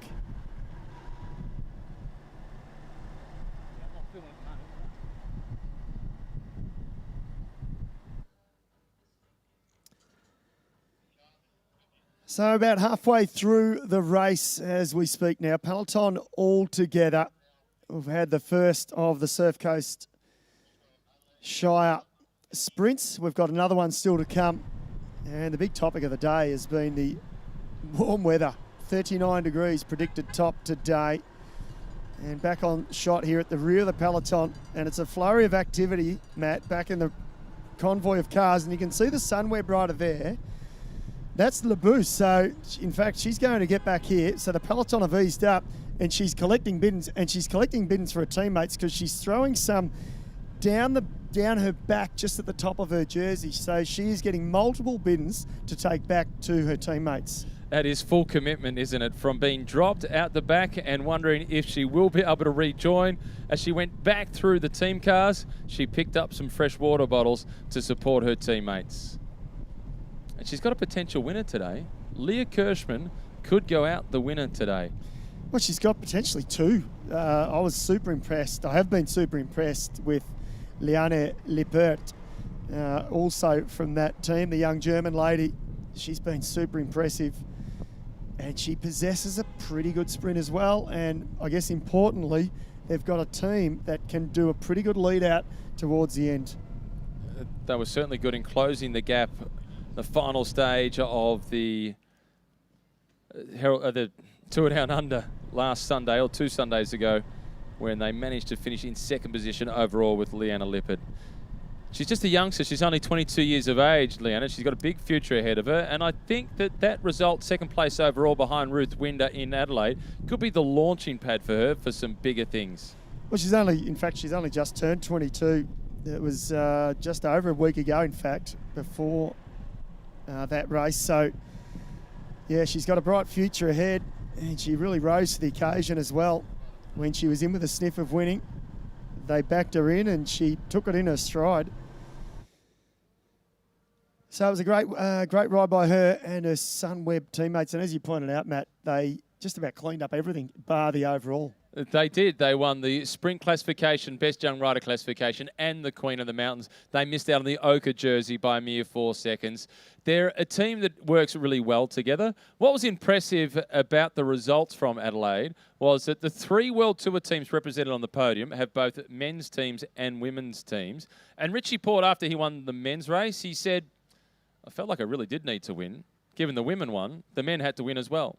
Well, Trek Segafredo have started off with a bang, haven't they? And for this race, we've mentioned her already. We haven't talked about her a lot. She's been hiding. Lotte Hentala, the Trek Segafredo team, won this race. It was a different format last year, but it was the same race. So they come here as the defending champions. It was a point system, and Hentala, we know what she's capable of in sprint finishes. So I get the feeling that they are just sitting back and waiting, trying to minimise the effort that they make in this early part of the race. For sure, they'll be riding conservatively. Oh, they're a team with not a lot of pressure on them because they have had a win. They've had a big win already this season. It's really Mitchelton Scott is the team that's probably got the most pressure on them because they are Australia's biggest team. And although Amanda Spratt conceded it was good for cycling, that it was a victory for somebody else other than that team in Adelaide at the Santos Tour Down Under, they want to win here today and they want to win on Saturday. Oh, look, for sure. And look, it's got UCI ranking points here today. And, of course, the weekend, it's stepped up once again. And it's a real classic course, Saturday's race, that is. This one I like. It's a real Kermesse course. But certainly Saturday's race, you can throw a blanket over 50-odd riders that potentially can win the race purely because of the way the course, I think, dictates the style of racing. The beach looks inviting. Torquay, a great holiday destination. Lots of Melburnians, they have their summer holidays here in Torquay and all along the surf coast. And yes, it was great for the internationals to get the journey along the Great Ocean Road through to Aries Inlet, past Anglesey on the way down to Fairhaven. And the views they had at dinner last night, I was lucky enough to be there with them. It was a real battle for the seats that were looking out the window as opposed to having your back to the window. Yes, it's no, look, for a lot of them, they wouldn't see coastlines like this anywhere else on their travels throughout the years. So we all know they love coming here. They love the nice weather. Maybe a few degrees off today might be a bit better, but nonetheless, they enjoy it.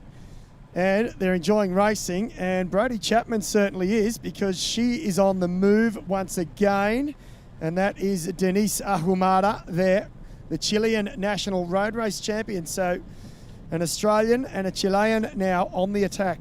And Ahumada, she rides for the Agoleco team, which is a team we've already seen on the attack with Ramirez. We spoke about them earlier on before the live stream when they were doing the sign-on at the start line in Torquay, and we said, this is a team that we think will go on the attack.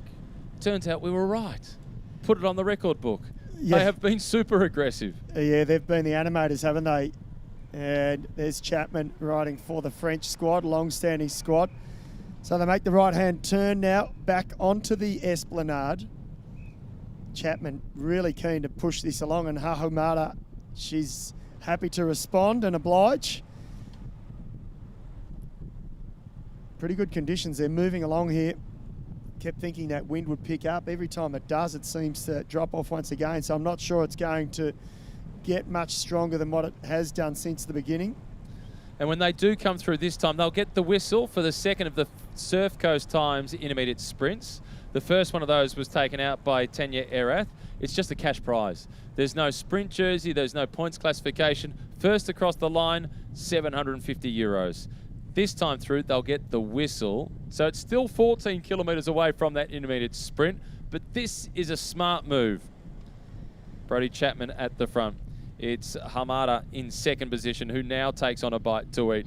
They're in unison. When Brodie Chapman slotted into second position, she had a bite to eat. Now it's Hamada who's taking that opportunity in second wheel. Well, she's not a bad breakaway companion to have, Chapman. She's pretty strong, we know that. And she's always eager to pull her turn at the front. So they'll come through shortly, through the start-finish line once again. They're just tracking around this beautiful Esplanade now. And there it is, 71, Denise Ahumada, Chilean national road race champion.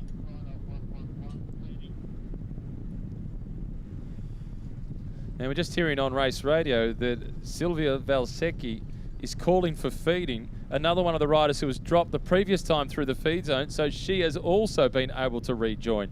So after those small attacks, clearly the tempo backed off in a big, big way. Yes, it did. I think there was a massive surge the lap previously with Mitchelton Scott, and I think they've sort of realised that they were being super marked.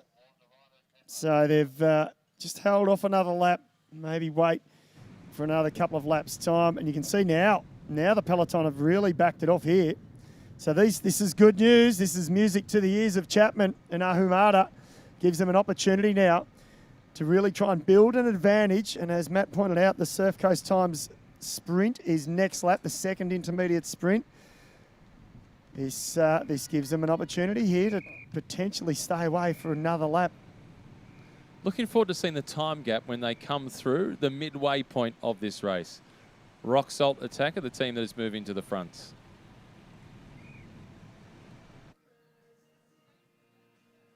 There's our two leaders, Ahumada and Chapman.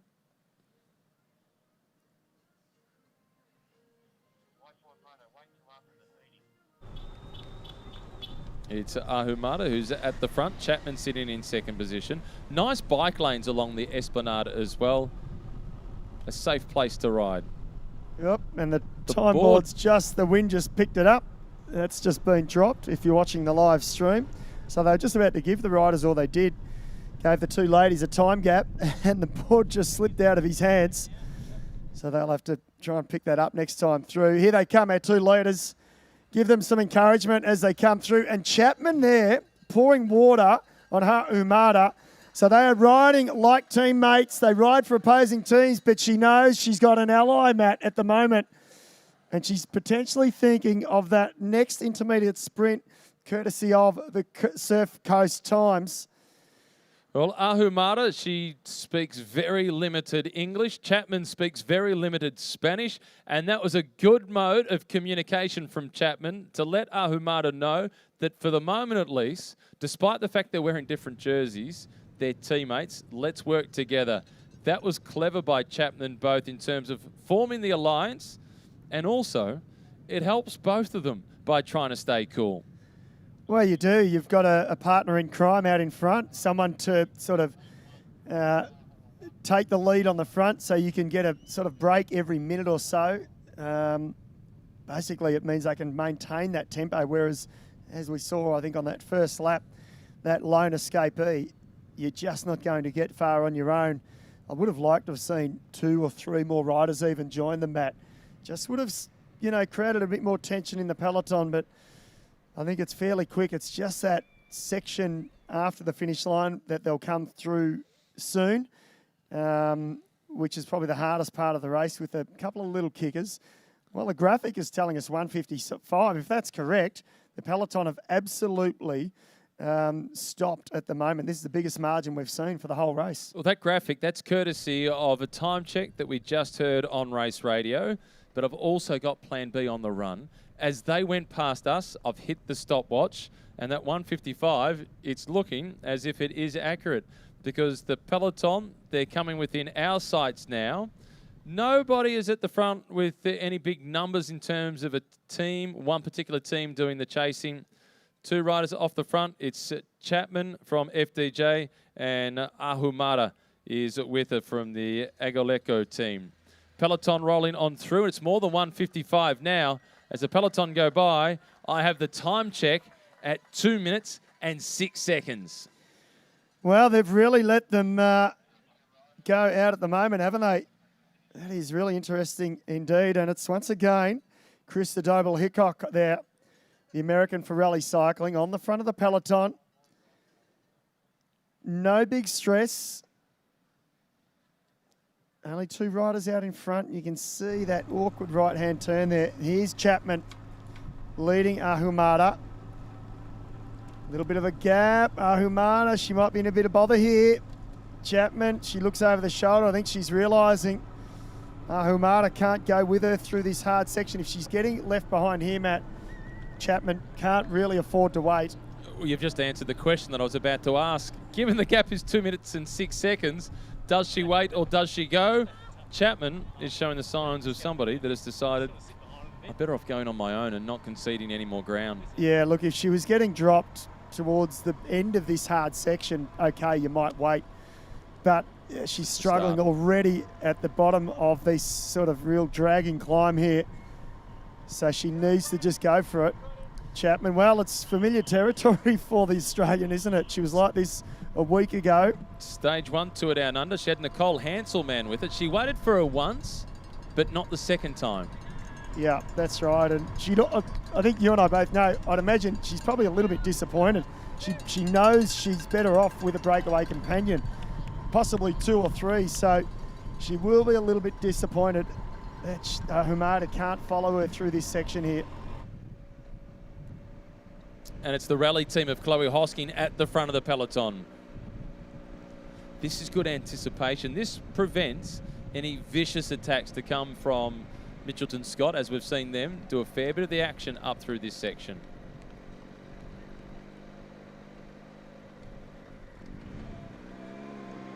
Yeah, and for Chapman, I think her focus at the moment, she needs to think about the second Surf Coast time sprint. She's got less than a lap to get through there. She's got 2 minutes when they came through the start-finish line. So I think zoning on that, focus on the next, 10 or so kilometres. Realistically, I think, no, she's going to wait. She's sitting up. She's looking over her shoulder. If you're watching the live stream, Chapman has decided she wants to wait for Ahumada here. A little bit of indecisiveness, or isn't she? Maybe she's been told to go by a director sportif here. I think she needs to go for it. I'd suggest that the director sportif was watching the footage, saw that she was waiting, got onto the race radio and said, don't. You're strong enough on your own. You've got a passenger as opposed to a collaborator. Go for it. Yes, because the problem is she's on the hardest section now, so she's going to have to still wait for the next couple of kilometres. We saw rally cycling starting to up the tempo through the feed zone. 2 minute margin, the likes of Chapman, if she does go full gas, I think she can hold the peloton off for that next sprint. So I think it's worth her while. She keeps looking, she keeps hoping that Ahumada will return. But Brodie, I don't think she is. You're just simply too strong. Yeah, I understand her position. And it feels like an eternity when you stop pedaling in a race and you're waiting for a breakaway companion. It feels like forever because the minute you ease up, it means that gap is closing up back to you from the peloton. So, well, here comes the peloton. They strung out in single file once again. The orange colours of Rally, they're the teammates of Chloe Hosking. They started with one less than every other team. And they've already had at least one of the riders from that team lose contact with the peloton. So from other teams with 6, they're down to 4. I'm trying to work out Brodie Chapman's body language here, David. I know, it's a hard one to pick, isn't it? She's still looking over her shoulder here. Now we have neutral support spares come up behind her. She's freewheeling down the hill. I think she's still waiting. She's really just not sure what to do. She wants some company, but it might not be in her best interest. The race radio indicating that the time gap now is down to 1 minute. And was that 55 or 45 that I heard? Either way, it was 2:06 when they came through here.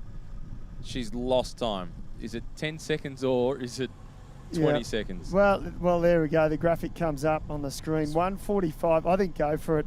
Go for it, and it means. Look, she's not a sprinter anyway, and I think the best she can do here, she's at least setting it up for her teammates later on in the race. We're on lap 6 of 8. If she can take the second of the Surf Coast Times intermediate sprints, if there is a split, she's already up the road.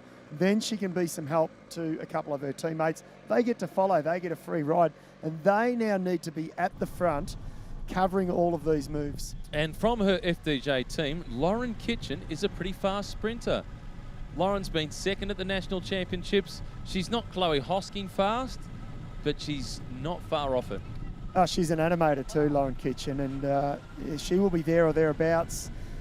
And on a course like this, it'll suit her. And look, there's no guarantees it'll come down to a sprint finish. It might be a select group, and you could have a late attack that could win the race. And for someone like Lauren Kitchen, that's right up her alley.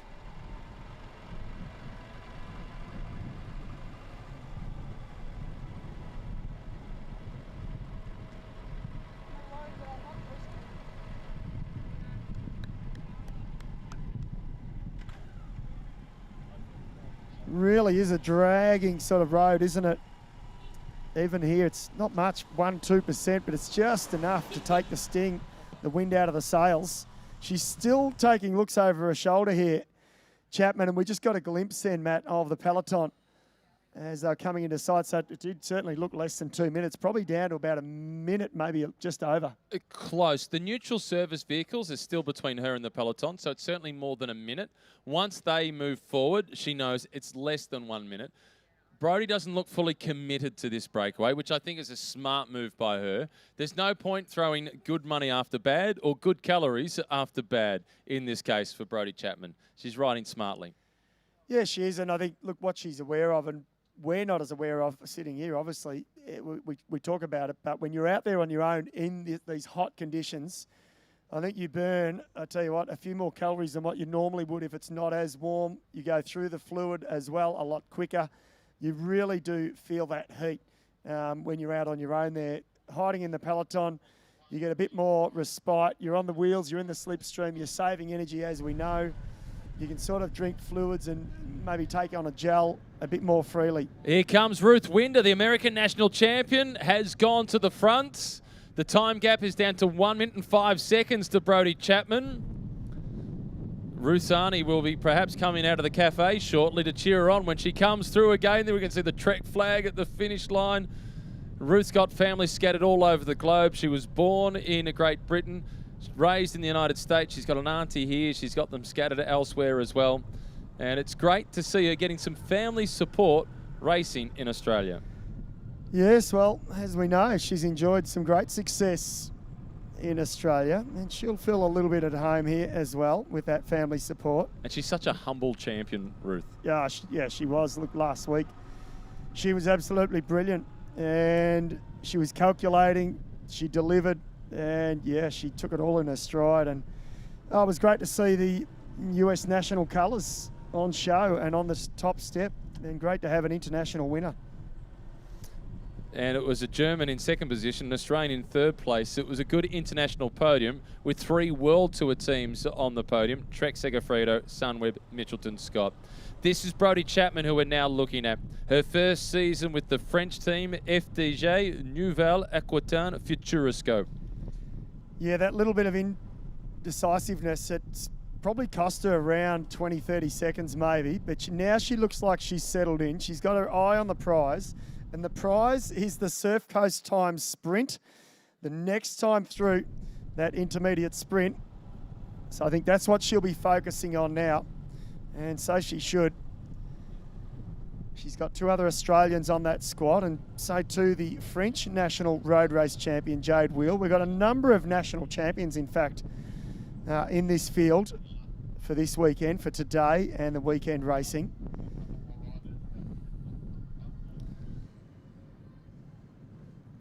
This is Tibco now at the front. I wonder if this is the Australian time trial champion, Sarah Gigante. It does look a little bit like her. I'm but not it's sure. not. No. There's no Australian champion bands around her sleeve. She won the national road race last year, so she gets to wear the green and gold bands around her sleeves for the rest of her career. 53 seconds, the advantage now for Brodie Chapman. Even on her own, she's riding into the right-hand gutter, so that indicates that the wind is coming from left to right, as Lauren Stevens it is from Tibco, who is doing the chasing. Yeah, Stevens, a big attack now from the peloton. We saw her towards the rear early on. Takes a sneaky look over the shoulder. I think she's got one chaser who has gone out after her. So Stevens now, she'll try and get Chapman in her sights. Still not the sort of quicker part of the course. They'll make a turn shortly, and then they should have a bit of downhill run, tailwind in their back, and they should be able to up the tempo. So Stevens now, our camera's following the American, riding for an American team. Now back to Chapman, the Australian, riding for a French squad, long-standing French team. And now she goes to the left, so she gets a bit of shelter from the trees in terms of the wind, and more importantly on a day like this, a little bit of shade to ride in. That will be a welcome relief.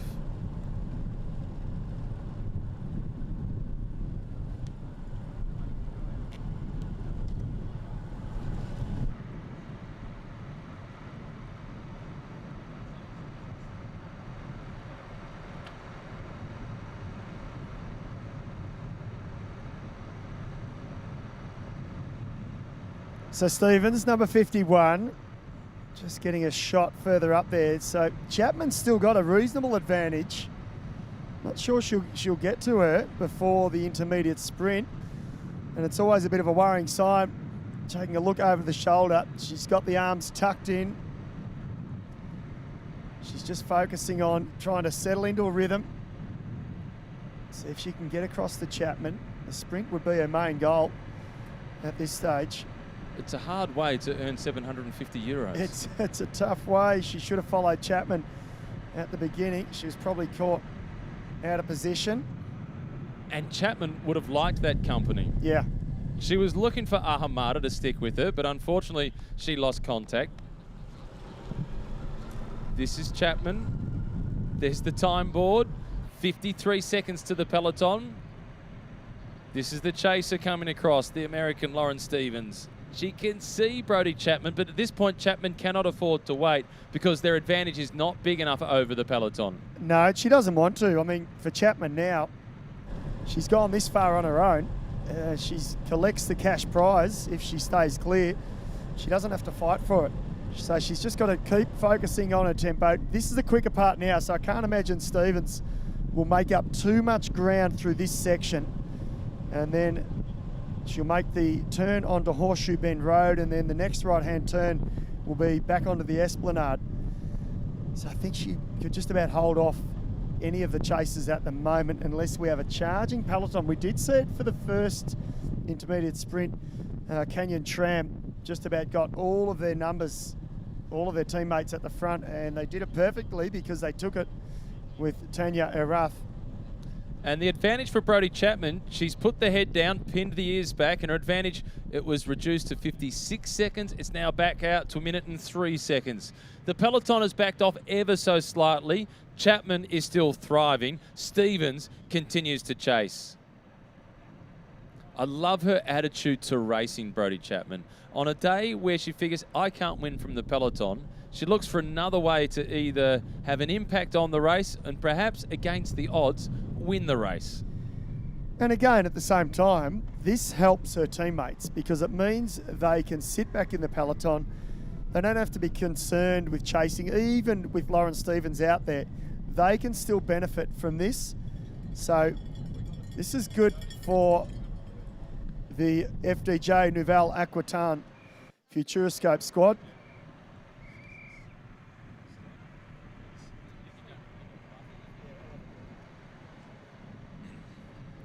This is Lauren Stevens doing the chasing as they're making their way towards the Esplanade in Torquay. She's in second position on the road. The leader on the road at the moment is Brodie Chapman. And Brodie Chapman, just like Cadel Evans, she started as a mountain biker. But not the normal way you would expect a mountain biker to transition to the road. She started as a downhill mountain biker. The more technical it is, the more she likes it. I'm now joined by Cadel Evans. Cadel, you said before the race got underway you hoped for something that was aggressive. You got it, and it's a mountain biker who's causing all the problems. A downhill mountain biker above all, but no, most of all, I'm just looking at the way the gap that the previous group, the previous duo had before, and it seems like it's one thing to get out there, but it's certainly another thing to stay out there. And it's really, as we all know, standing here, it is very, very hot. But spare a thought on the Duffields Road and Messmate Road out there, it's even warmer.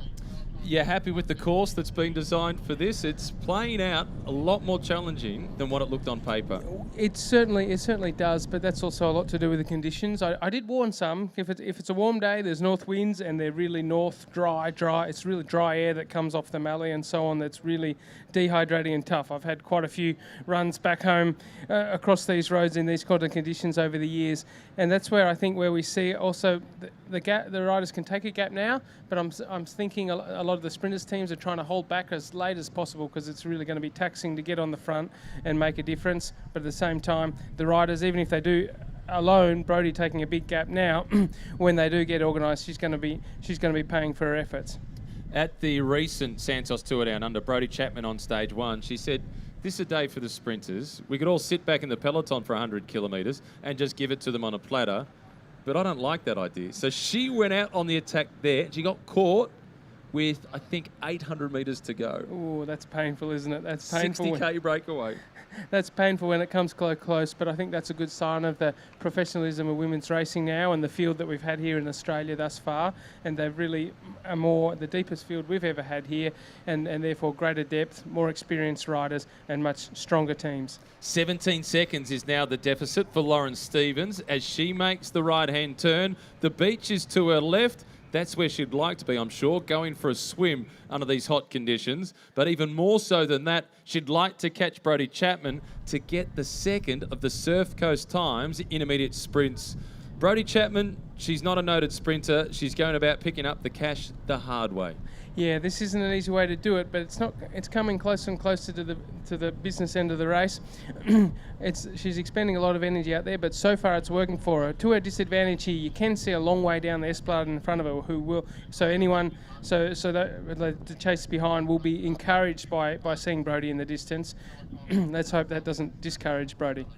She just had one little look across the shoulder then, but what I like about the way Brodie Chapman is riding in this breakaway, she hasn't had many looks across the shoulder. The race is out in front and she's focused on it. Always a good sign, always a good sign. I was taught as a young rider, don't look back. For that very reason, it does give encouragement to the chase behind. She's got the 2 cars behind her, so that indicates the time gap's still solid.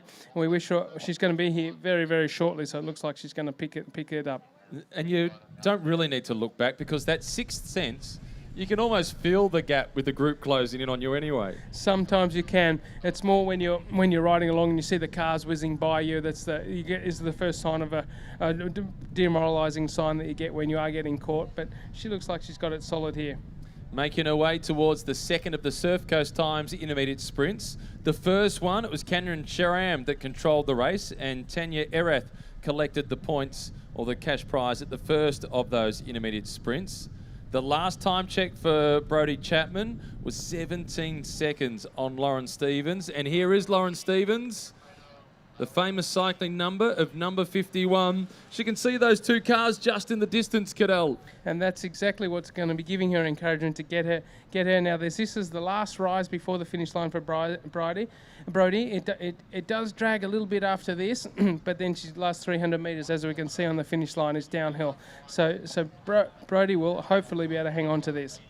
And Lauren Stevens trying to cut the distance as much as possible. That's a smart move as she drifts over to the right. Yep, she's riding a good line here, and that although only changing the side of the road does change when she's going to be looking to save seconds, that does just save every little bit. She's riding well behind, and like you said, number 51, that's a good one. 51, the sponsor of the Tour de France many, many years ago, and it was Eddie Merckx, I think, made that number so famous. Indeed he did.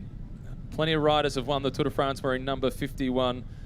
It's the second most winningest number behind number 1. Number 141 is also pretty famous. Oh, famous for me. In our house, it's famous anyway. But no, 51, the story behind that was it's a alcoholic beverage of some kind. It's still available in bars in France today. But because they were a sponsor, they wanted the favourite to win it. Here comes Brodie Chapman. She's going to collect the second of the Surf Coast Times intermediate sprints. Just behind her is Lauren Stevens of the Tibco team. She makes her way through. The gap between them is 14 seconds.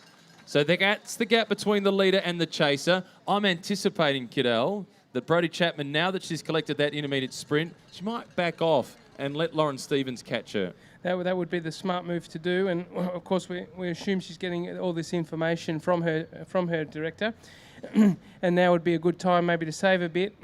And although Brodie in a sprint like you mentioned before probably is in her favour to win, her best chance would be to team up with someone else and try and make it all the way to the finish. So 15 seconds the gap between Brodie Chapman and Lauren Stevens. The peloton still to come through. The clock has ticked over 1 minute since Brodie has gone through. Brodie smartly taking on the fluids. She's backed off the pedals. She's about to go through the feed zone. So drain that water bottle into the system. That's right. You've got to get fluids in when you can. And it's funny, the difference here on a circuit like this. I haven't been out onto the backside, but I just know from experience when it's so hot inland, just to come down here, it's only 2 or 3 degrees less by the coast here, but it is so refreshing because every degree on a day like today makes a difference when you're out there riding. They've got this little downhill here. It's also a chance for them. Now that Lauren and Brodie are going to group together, and let's see how they cooperate from here on in. And Brodie, she has eased off. They're about to make the left-hand turn. And this is number 1, Great Ocean Road, with the golf course on the left. That's exactly right.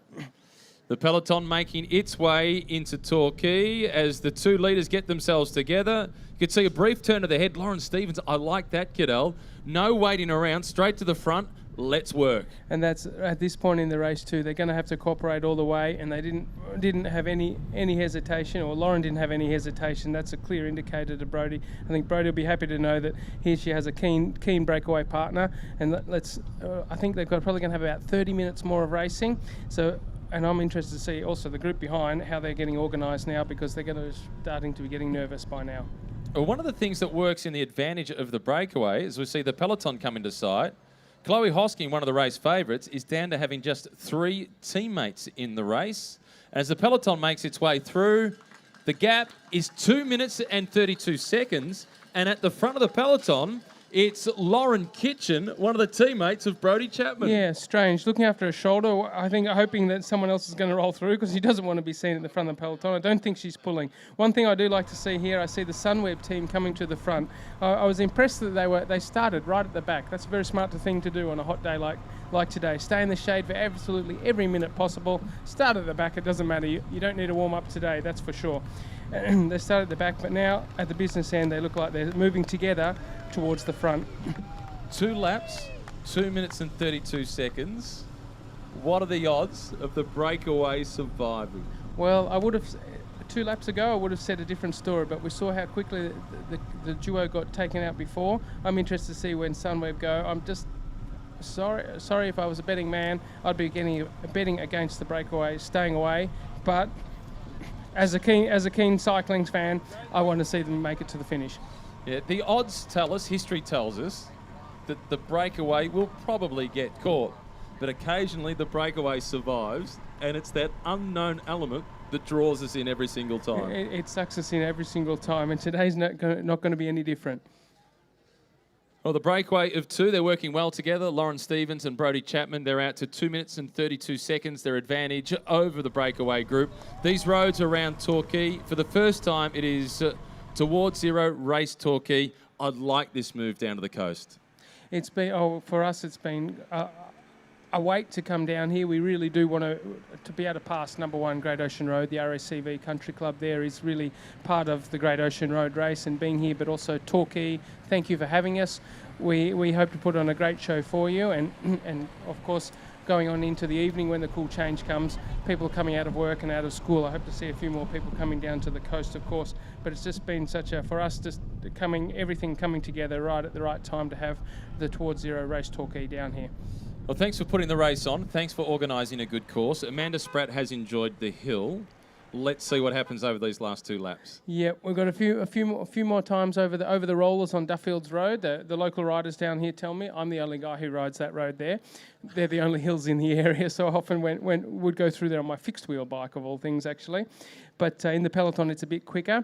And now we're really getting to the business end of the race, and I don't know if someone wants their commentator seat back already. David McKenzie, Cadell Evans is asking you if you want your microphone back or not. He's quite happy to tune in to Radio Cadell. Oh, thank you. No, I'm interested to see now that the main sprinters teams are going to have to be starting to think about being organised now. And like you said, Chloe doesn't have many teammates. That's going to make her nervous, but also it's going to have to force her to wait until later in the race before putting her team to work. On a slightly different note, but within the race today, given the type of rider that you were, if you're in the race today and you're thinking about Saturday, which is a race that suits you a lot better, what's the thought process? I'd probably just take this race really as it comes, and for the men's race we have 1 day more of recovery, so I'd probably treat today more of a training day, probably even go out for a little bit longer in the morning. With this heat, probably less, but normally you'd plan to do a bit longer ride in the morning, also depending on your objectives and the races that you have after the weekend. But go in. No expectations on the result, maybe just a hope to be useful for the team, and then of course depending on what teammates you have, if you have a serious sprinter who has a chance for the race, I'd be, in my riding, not suited to this quarter course. It would probably be my job to follow break or any attacks on the climbs if I had a sprinter in the race, in my team. And Brodie Chapman, she has said, well, I'm not a sprinter, so why wait for a sprint finish? So she has broken away, and she's joined by Lauren Stevens. This is a good combination. They're into the second last lap. Over the top of the climb, what sort of speeds will they be touching on the other side? Yeah, well, I think with these conditions, they're not going to take up a heap of speed right here. The fastest point of the course is coming down onto Horseshoe Bend Road actually, and they'll have a bit of tailwind there as well after they cross the big new roundabout on the Surf Coast Highway. Here they're just short rollers, and I think in the peloton, the faster the peloton goes, those climbs will become less significant and less difficult. But of course, there are only 2 of them out there, so they don't have a lot to draft off. We had a good chat last night with a few of the women, Ruth Winder, Chloe Hosking and Amanda Spratt. And Amanda said that their strategy is pretty simple, #drop Chloe. Drop Chloe. And I'm thinking they're leaving their strategy a bit late, but of course, like we all can feel with us now, it's very hot, very hard, and I think they're really going to save everything for the next lap.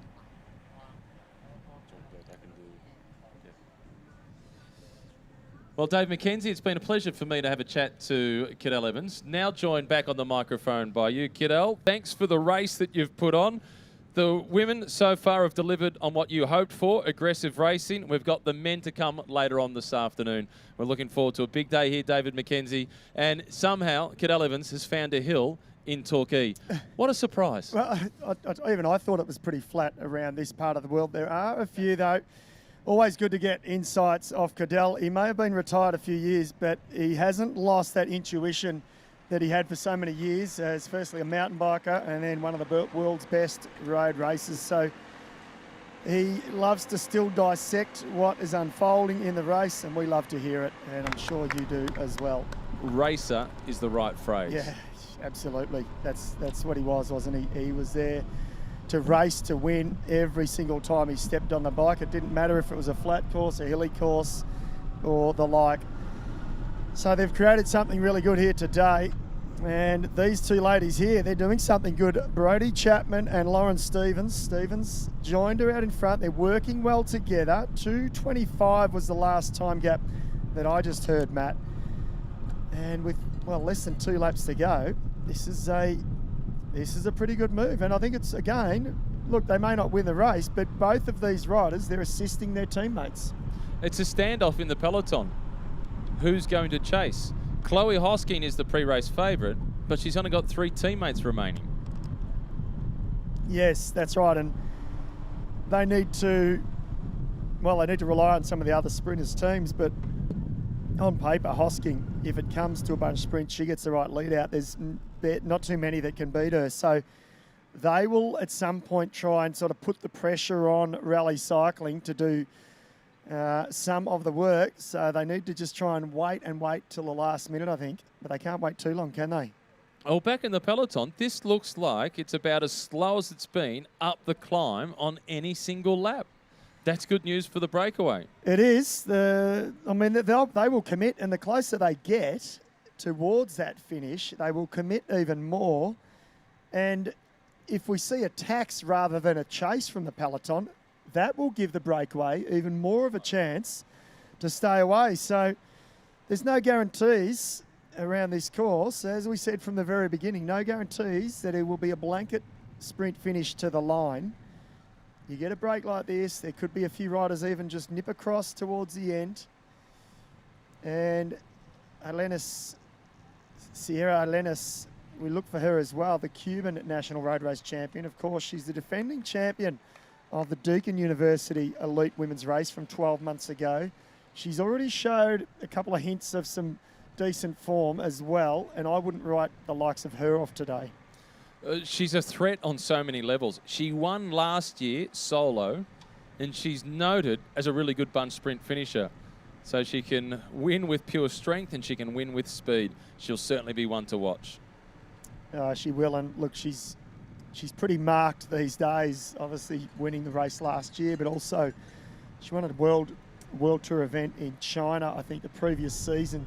So she's been, there's been no flukes, or she proved that her first victory was no fluke. There was the gap once again. I think it was at 2 minutes and 20 seconds.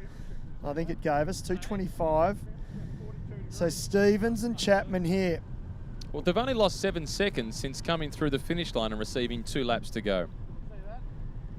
This is the demoralising part of the course. It's long and it's straight, and you can see for a long way. And there's a couple of sections, just not much. It's even 0.5% or 1% slightly uphill, but it just drags on you. And in the heat, the conditions, it would feel 5 degrees warmer around the back of the course compared to the Esplanade here, where we actually have got a little bit of a sea breeze.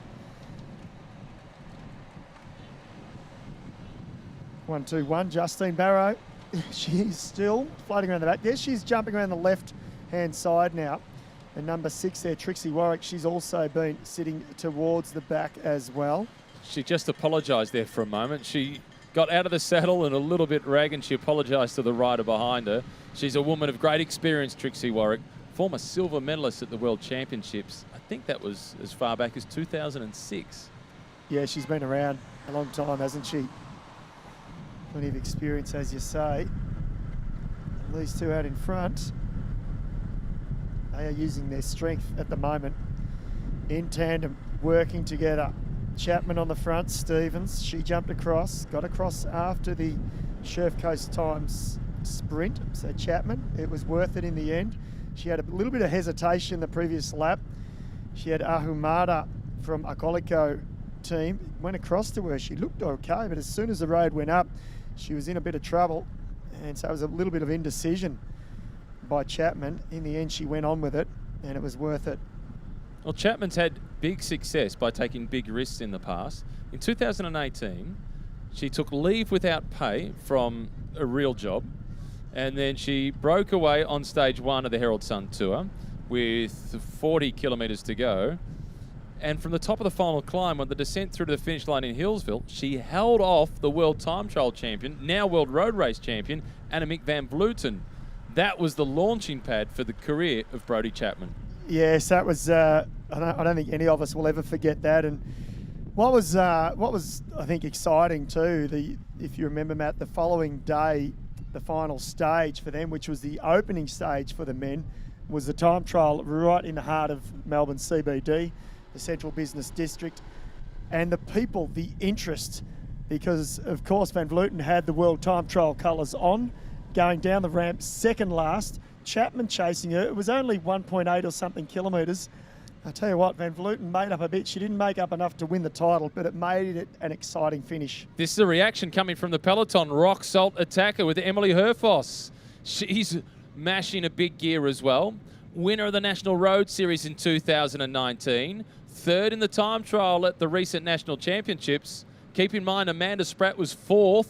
That's a good form indicator. Herfoss is dangerously strong. She is. And again, though, this is actually better for the breakaway of Chapman and Stevens, that it's individuals attacking. If you get a couple of teams on the front rolling tempo, then their chances of staying away are limited. Whereas with this, you'll see counterattacks, you'll see reactions, but it'll be stop-start mentality.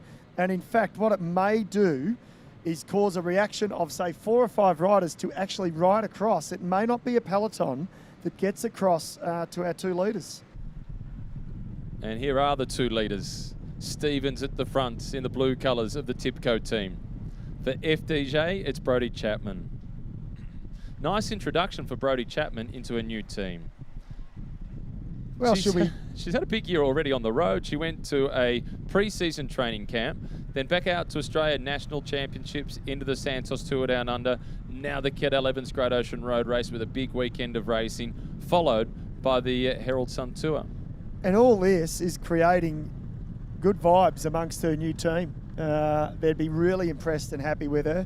You know, and I think any team director, any management, they love a rider who goes on the front foot rather than sitting down the back, you know, sitting in the middle of the bunch and sort of just making up numbers, as we call it. Chapman, she does the exact opposite, and she's already proven that, hasn't she? The other riders on the team will love it because it means that their team doesn't have to do any chasing. That is exactly right. They get a free ride, and this is where the next attack that goes, or the next counter move that goes, they need to market. They need to start shutting them down.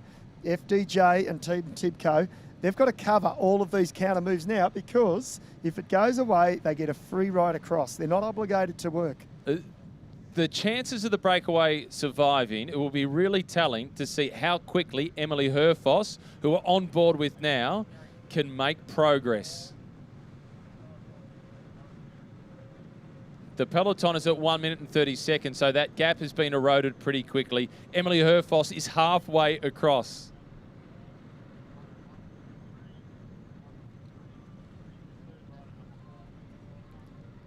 There's another rider, in fact, that our camera hasn't picked up, and it's number 4 from Race Radio. They're saying Taylor Wiles is, in fact, ahead of Emily Herfoss. So Taylor Wiles has jumped from the peloton as well. That's what our Race Radio is saying. Our camera hasn't picked it up, and now Herfoss is trying to go across, because I could see a rider, or it looked like our 2 breakaway riders, I presumed, out in front. But in fact, it's Wiles now. So again, this works in the favour of the 2 breakaway riders. These 2 riders, Herfoss and Wiles, may in fact get across to these 2, but what it won't be is potentially a peloton of 40 riders. And if Taylor Wiles does get across, as you mentioned, Trek Segafredo, that's a strong team not chasing. And a team that includes one of the pre-race favourites, Lotte Hentala, plus the recent winner of the Santos Tour Down Under, Ruth Winder. So these 2, they could do with the presence of Taylor Wiles. This is, it's intriguing, because what else it does is puts more pressure on rally cycling to start to chase, but they have limited numbers, Matt, as you've pointed out. They're making their way down to Horseshoe Bend Road now, then back onto the Esplanade, and then it will be music to the ears for these 2, because they will get the bell for the final lap, and then it is just a case of empty the tank, empty every little bit of energy you've got. You've only need 13 more kilometres at maximal effort, and they may well be fighting it out towards the line. This is Herfoss is making progress, though. And she can see Taylor Wiles just in the distance. She's super motivated, Emily Herfoss. She was a rider that I felt a couple of years ago we might have lost her. She seemed off in the wilderness, not super motivated. She's got her mojo back, and she's found a way to win, and win in a big way. She dominated the domestic road circuit in 2019, and she can make it all the way to the top end of the international peloton. Oh, she's turning that gear nicely. She's in a big gear, but she's turning it over, and she's making inroads now to Taylor Wiles, if that is in fact who it is.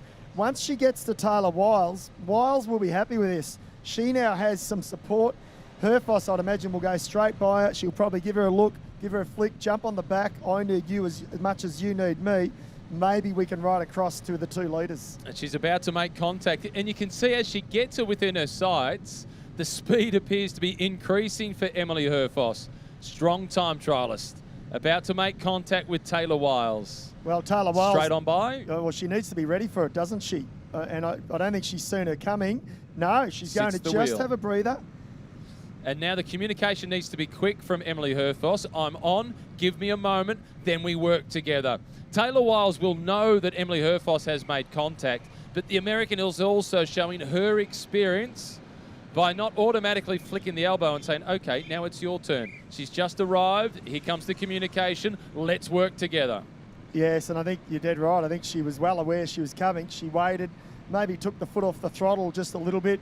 She's got back on. She's given her 20-odd seconds. Herfoss took a drink, slotted the bidon back in. Now she rolls through for a turn.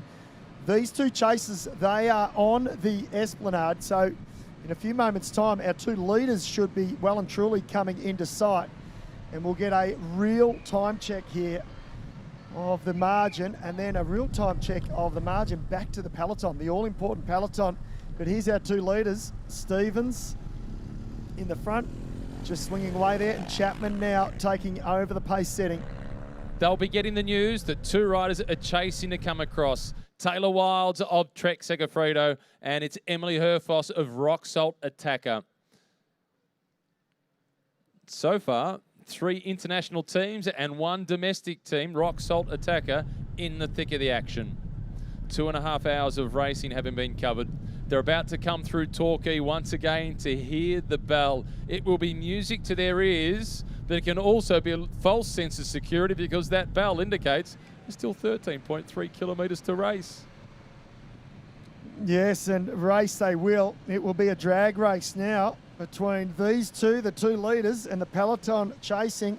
We always say in professional cycling, the power of the peloton generally can drag just about anything in at will.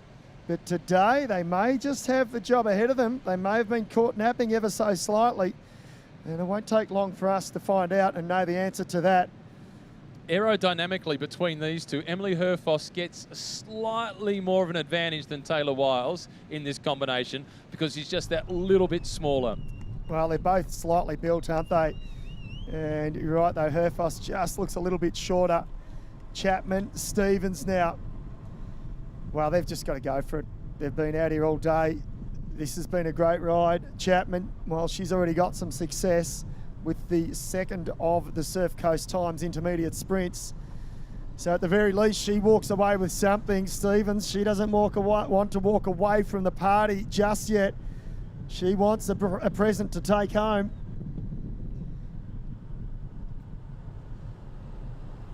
They continue to work well together.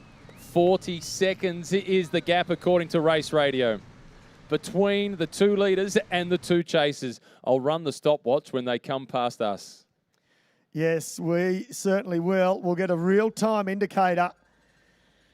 Give them some applause, ladies and gentlemen. They've been out here and they are chasing for the victory now with just 1 lap to go. Chapman and Stevens here.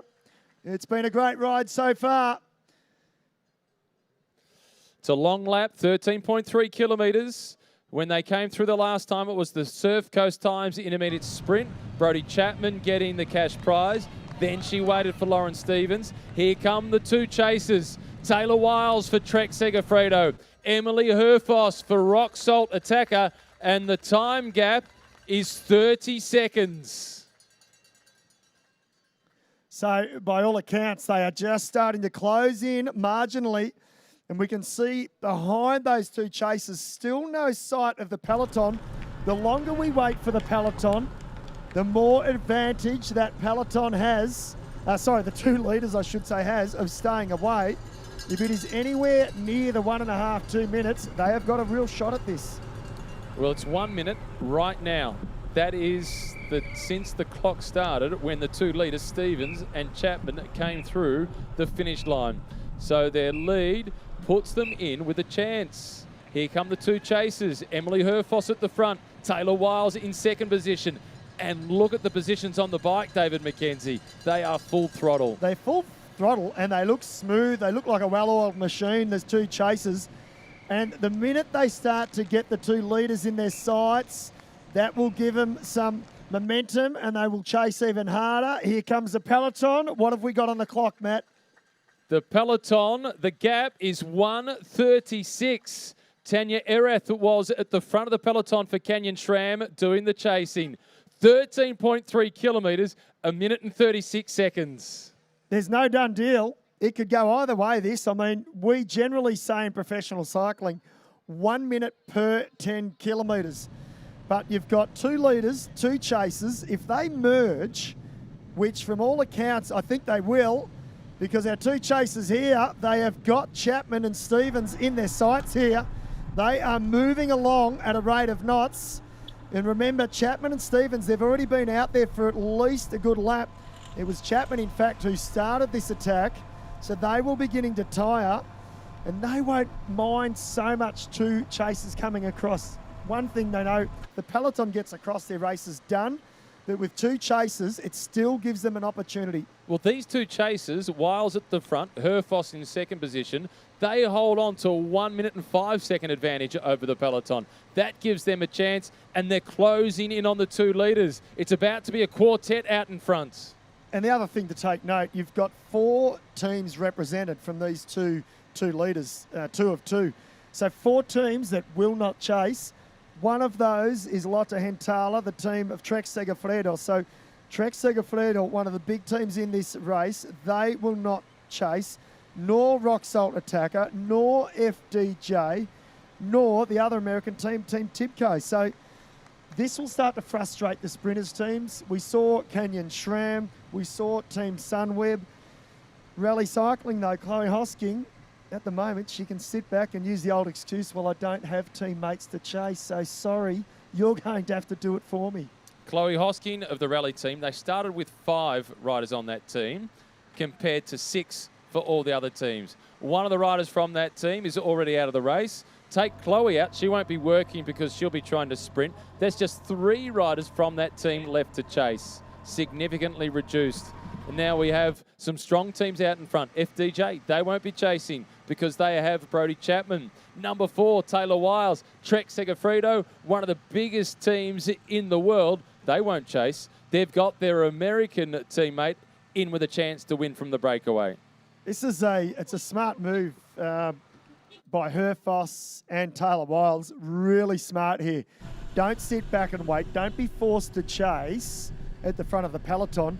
Attack and chase. Go across. Put 1 or 2 across. They're very close to making that junction. They're about 50 metres behind the 2. This is the hardest part of the course. They get through this section, Matt.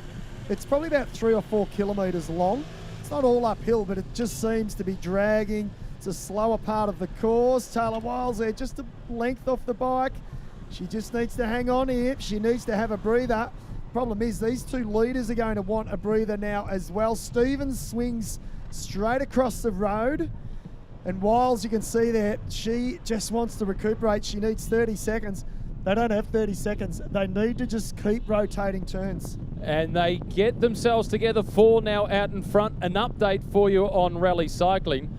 It's not 4 team riders out there. There's only 2. It's Chloe Hosking along with Krista Durbel-Hickok. So she only has 1 rider from that team to do any work. So you can't expect rally cycling to close down this breakaway group of 4. No, they won't do anything at the moment. And look, Team Sunweb, they've at least lost 1 or 2 riders. I just saw the French woman, Juliette Labousse. She is out for the day. So Sunweb are down a couple of riders as well. And will we see Mitchelton Scott launch a big attack on the final lap? Surely, Matt, this sets it up. They've missed the move. They need to try something. Well, we're about to find out as we turn our attention to the rear of the peloton. Number 13, that's Jessica Allen. She's feeling the squeeze from Mitchelton Scott. It tells me that she's possibly set this up for her teammates. If she's been sitting in, it wouldn't surprise me at all if she's gone for it, just to try and make it harder. The challenge with the breakaway, they can't afford to get tactical. They need to maintain their momentum. I think they're actually struggling. This is a lot harder than what it looks. These couple of hills, they're not long, reasonably steep. And remember, it's 39 degrees out there almost. They've been out there the hottest part of the day, so it really is tough around the back of this course. That's Herfoss out in front. Wiles in second spot. Then Chapman at the back of the group. That is Stevens. Yeah, and Chapman and Stevens, I feel for them because they've been out there already for a good lap and a bit. Chapman was on her own, remember? Well, almost for a whole lap, in fact. So I think she's starting to feel the pinch. She'd really love to keep working, but she just needs a couple of minutes to sit in the slipstream, get a bit of a breather, and they cannot afford to play around. They can play around maybe in the last kilometre if they've got that margin, but now's not the time to do it. At the back of the peloton, Jessica Allen, she has rejoined. Jessica Pratt was finding it a little bit tough. And now at the front of the race, this is Emily Herfoss. She's been caught and distanced by her breakaway companions. How quickly things can change. Oh, I think they're all on their limits. That's the difference here, isn't it? And it's Taylor Wiles who's turning the screws now, the American. formerly of Mitchelton Scott, now with Trek Segafredo. She did a great job. She was the first one to attack to try and go across, but Herfoss is going to close it back up once again. They can't play around like this, Matt. They need to just consistently rotate turns. They'll be a lot quicker. They'll be a lot more efficient. She's back in contact. 4 together out in front. Taylor Wiles wearing number 4. Brodie Chapman, number 81. Number 51 is Lauren Stevens. And 123, that is Emily Herfoss. The peloton slows down ever so slightly. You can see the fanning out at the back of the group. Well, this is good. When you see the peloton across the road, you know that it is not a full-on chase. So this is good news for the Breakaway, because they get through this hard section. If they've got a minute buffer through this tough section, I give them a big chance to stay away to the finish. Number 135 at the back of the race, that's Alana Forster, still holding on for Step Forward IT Suzuki. They can't afford to play any tactical games out in front, this Breakaway group of 4. They're getting the update from the timing board on the right-hand side of the road. Herfoss, a chance to take a drink at the back. The Queenslander looking to not overheat. I won't say stay cool. That's impossible under these conditions. Well, I'm surprised. I thought the peloton may have splintered through this section, Matt. It hasn't happened. The team cars, though, have pulled off to the side, so that would be the team cars of the Breakaway. So that tells me that it's potentially less than a minute. So they have closed up. Race Radio just providing an update. The 4 leaders with an advantage of 55 seconds.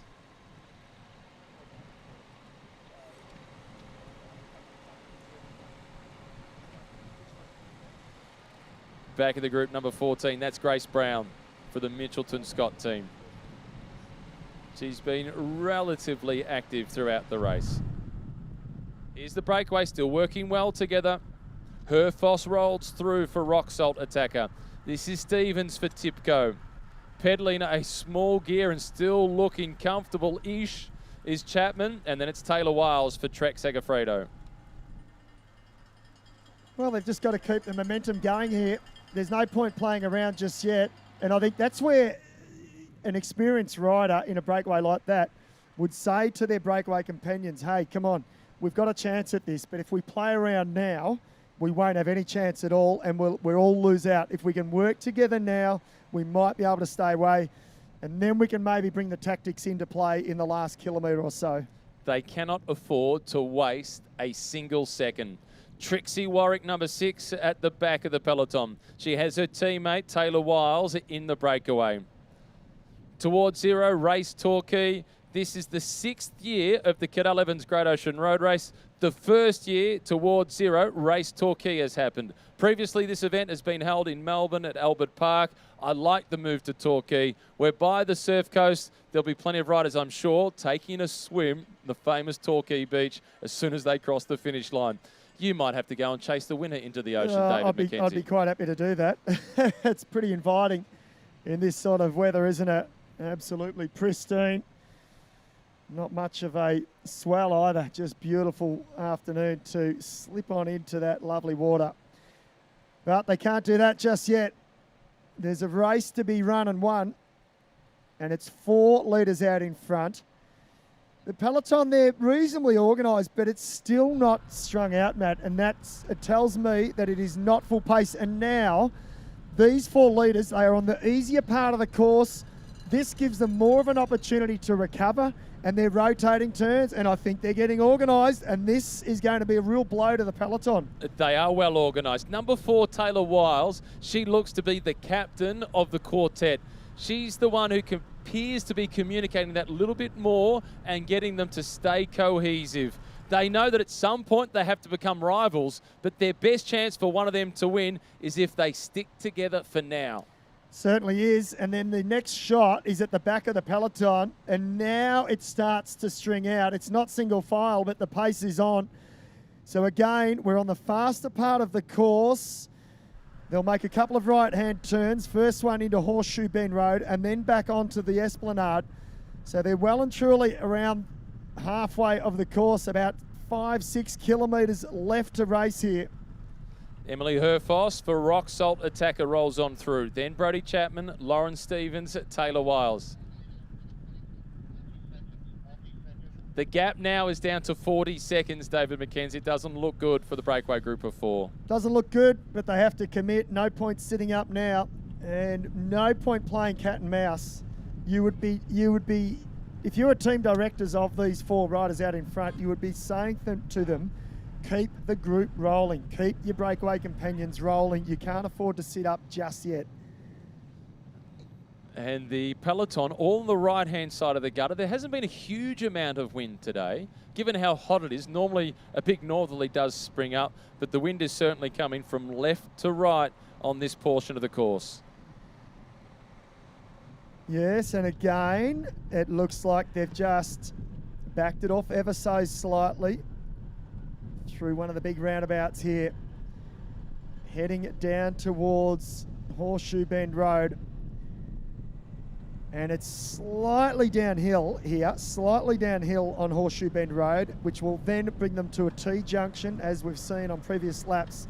They'll make the right-hand turn on the Esplanade. It's still about 2 kilometres or just under. And it's not slow, but it's not super fast. There's a couple of little dips as well. It's a big, nice, smooth road, though. So they're going to have to push all the way to the line. It looks like the break will get caught, but they are not surrendering. 35 seconds, so they're still defending their spot. What we do know is that Chloe Hoskin has only got one teammate to support her, so it won't be a big chase being led by the rally cycling team. And Mitchelton Scott, they have 2 riders at the back of the peloton, so they're not closing it down.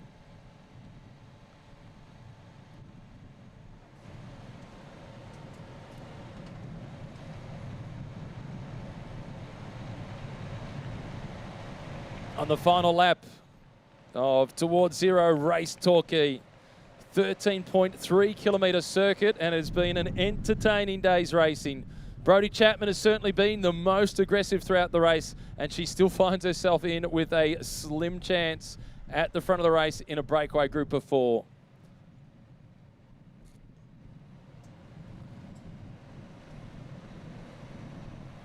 This is the back of the peloton we're looking at now. Fanned out across the road. They are moving at speeds approaching 60 kilometres per hour. And if you've got any ambitions to try and win the race, now is the time to move up towards the front. Number 14, that's Grace Brown at the back of the peloton. She's not the only rider from Mitchelton Scott down towards the back.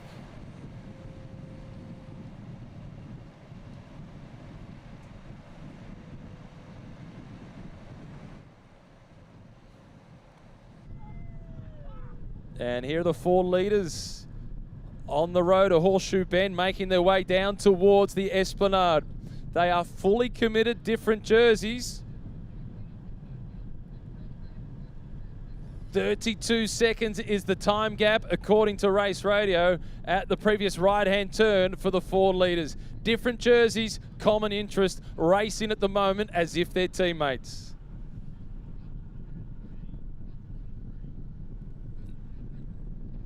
32 seconds, their advantage over the peloton. Number 51, that's Lauren Stevens.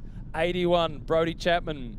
123 from Rock Salt Attacker, Emily Herfoss. And number 4, Taylor Wiles of Trek Segafredo.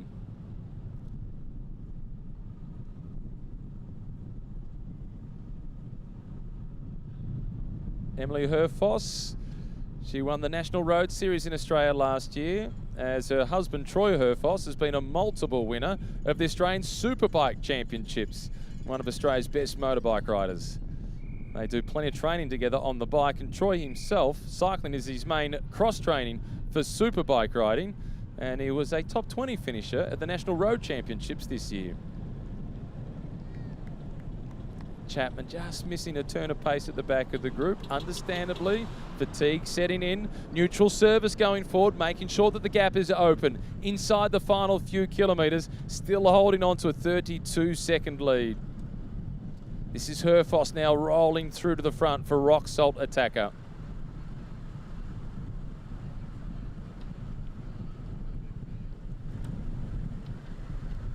"32 seconds. There's been a fall in the peloton. It's at the back end of the peloton. A couple of the riders from the Agoleko team have gone down. So too one rider from Astana. And it looks like that fall was down towards the back of the peloton. And fingers crossed, nobody's seriously injured. It looks as if everybody is picking themselves up and getting going once again. About to make the right-hand turn onto the Esplanade. The Breakaway's a chance. Cadel Evans said that his head said the peloton, his heart said the Breakaway. His heart might still the day because they're in with a big shot at victory. Chapman still driving at the front of the group.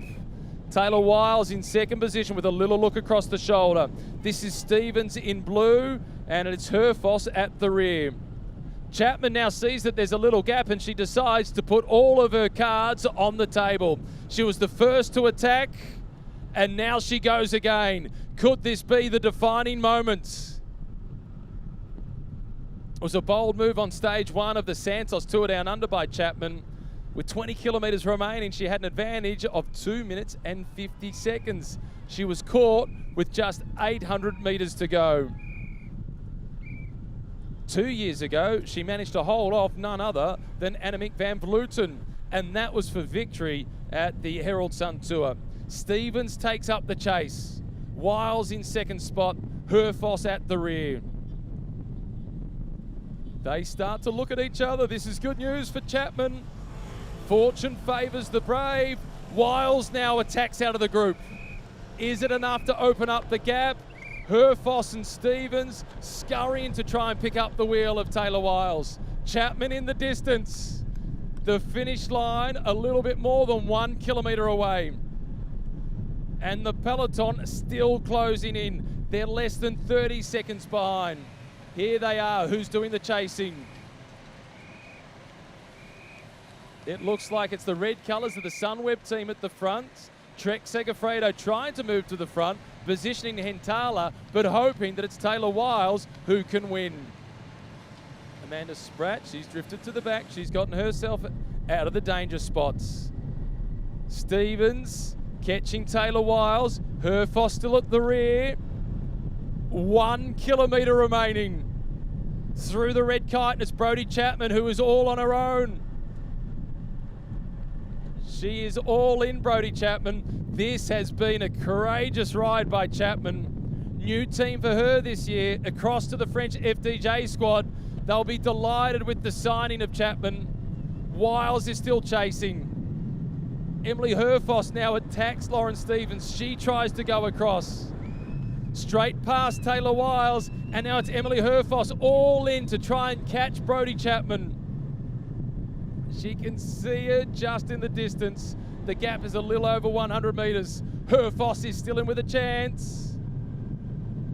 Couple of pedestrians onto the zebra crossing, but the race is on. Chapman closing in on Emily Herfoss. Taylor Wiles is fighting her way back. It was meant to be a day for the sprinters, but this is turning into a one-on-one battle. Here comes Chapman. She was the first to go, and she's the last to go, and she stays gone. It's Chapman who wins in Torquay. Brilliant. Herfoss in second position. Taylor Wiles in third. Lauren Stevens it is in fourth position. And now the peloton, they're sprinting for fourth position. A battle for the minor placings. It's the orange colours of Chloe Hoskins, Peter Mullins. This will be close. And Ruby Roseman Gannon will wait for the photo for confirmation.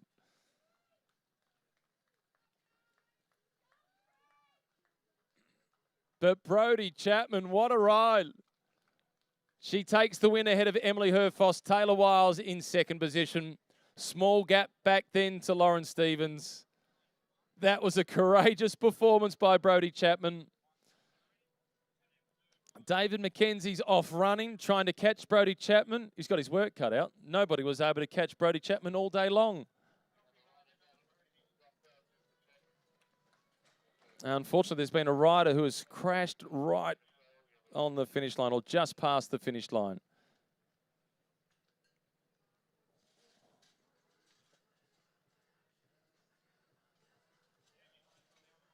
Towards Zero Race Torquay, Brodie Chapman putting her name on the honour roll, taking the victory. The race for 5th position, it was a photo finish. Chloe Hosking, Peter Mullins, Ruby Roseman, Gannon. It was tight between those three.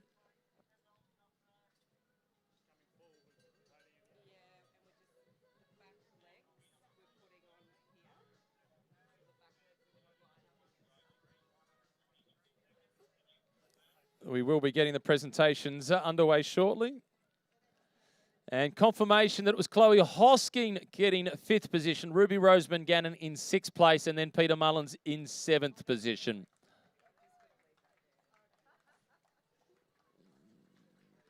And more riders making their way through to the finish line. Brodie Chapman, look at the replay of Brodie Chapman going across the finish line. That attack is the cat and mouse game started. That came with roughly 1,500 metres to go, perhaps a little bit more than that. Brodie taking the victory. Emily Herfoss and then Taylor Wiles rounding out the podium. David McKenzie's off on foot. He's running as quickly as he can, looking for the race winner, Brodie Chapman.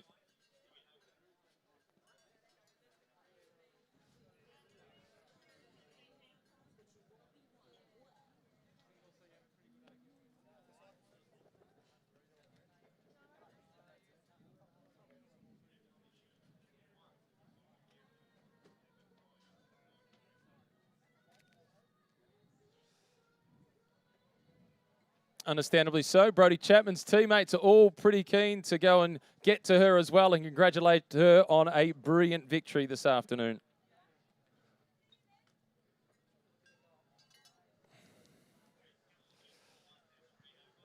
Cannot make a better start than she has in 2020 with her new team, Brodie Chapman.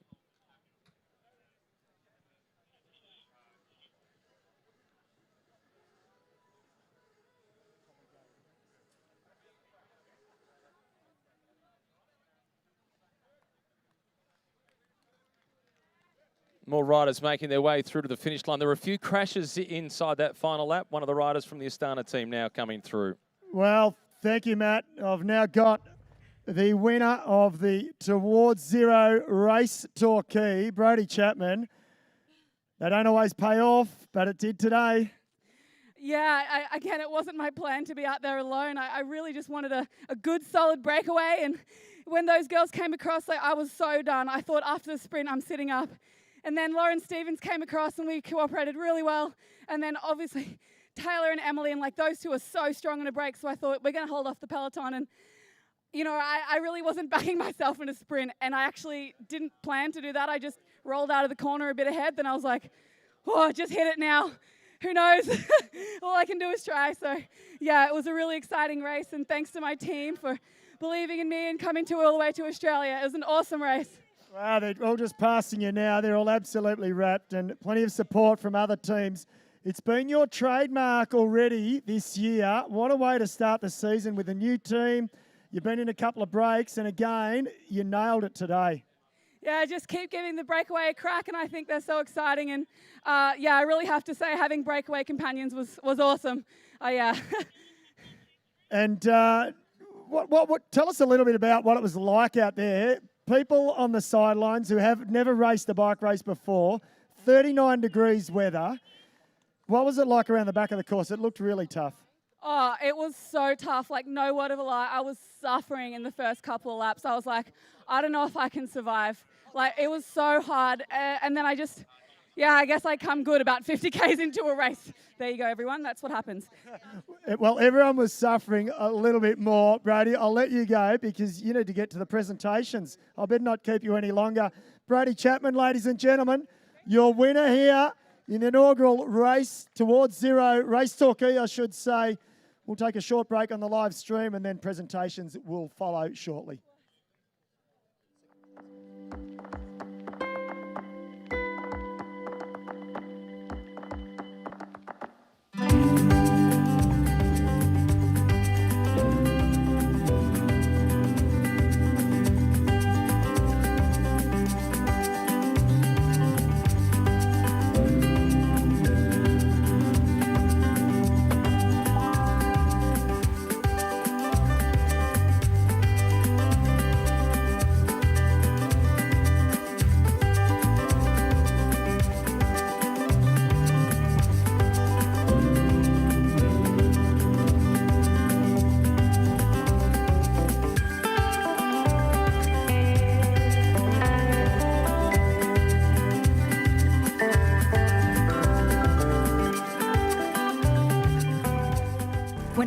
cycling, choosing the right route can make for a quicker, safer ride. That's why the Victorian Government is investing in infrastructure to make the roads safer for everyone. On Dynon Road in Footscray, we're building a separate two-way bike lane, reducing traffic speed and risk of collisions due to extended curbsides, creating safer crossings for cyclists, providing more visibility and space between cyclists and drivers, and ultimately shaping a smoother and safer journey for cyclists travelling between the city and Footscray. So, this summer, if you're looking for a healthier way to travel, get out and ride, and use this route for a safer journey on the roads.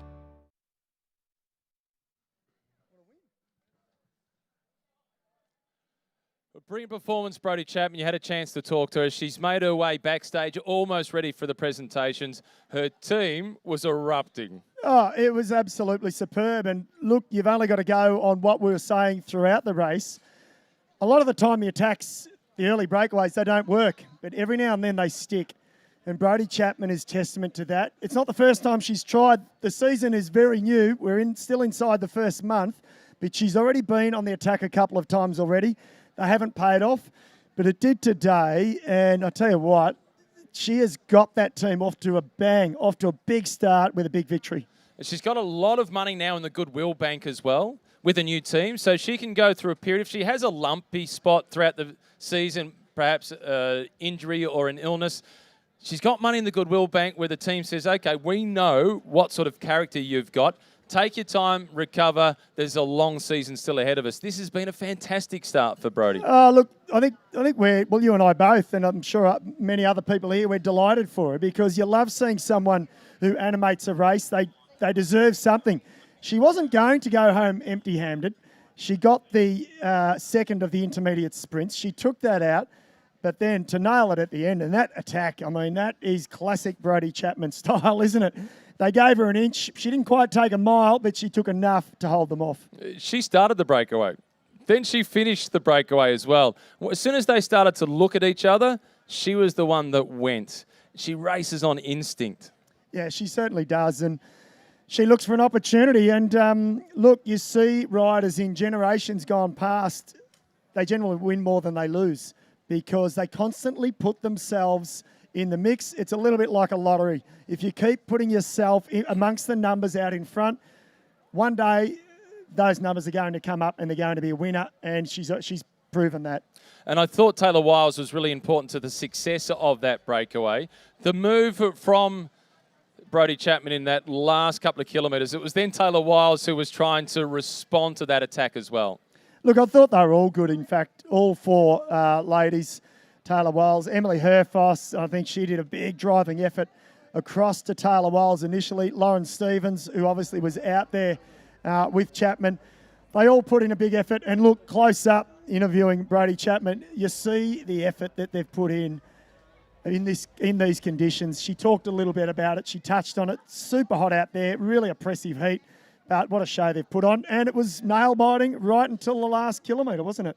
Well, Cadell said that he was kind of hoping that the breakaway would succeed. He got his wish, and it's a woman who started out as a mountain biker. It seems fitting for the inaugural edition of the Towards Zero race Torquay. It does, doesn't it? And I think we all, as athletes or former athletes, we love not so much the underdog, because I wouldn't say she's an underdog, but she was an opportunist, and we love seeing opportunists get success in some shape or form or at some point. So Brodie certainly deserves it. Like I said at the start, she's already been on the attack a few times throughout January. One's already stuck, and it won't be the last time either for the season. Another result that might sneak under the radar somewhat was 5th place. The sprint was won by Chloe Hosking in a photo, again, ahead of Ruby Roseman Gannon. Well, Ruby Roseman Gannon, we mentioned her at the start of proceedings. She's young, she's up and coming, but she's certainly not overawed by the occasion, is she? And I'm excited to see what Ruby Roseman Gannon will do on the weekend as well. Can she make it around that course? She's got good skills. She's honed her skills on the track already as a young rider, and she's already proving now she can mix it with some of the best. We're just moments away from getting the presentation started. We're just waiting on the all clear to make sure we're good to go with the presentations. We have the 2 intermediate sprint prizes, which were courtesy of the Surf Coast Times. Then we have the top 3. We are all ready to go, and we are kicking it off by welcoming onto the stage each of our presenters, starting with Cadel Evans, of course. Cadel Evans is joining us on stage. The General Manager of Major Events at Visit Victoria, Damien DeBowen, is also with us. Senior Manager of Towards Zero Engagement, Megan Jacobs, is with us. From the Surf Coast Shire, Councillor Margot Smith is with us, and she's ready to ride the People's Ride on Saturday. And the Advertising Director from the Surf Coast Times, Warwick Brown, is with us.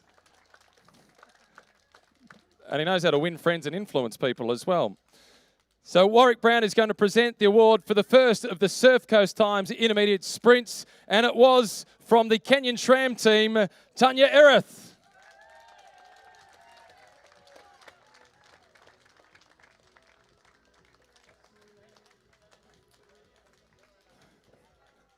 Congratulations for an intermediate sprint. That was a serious sprint with a lot of work from your team.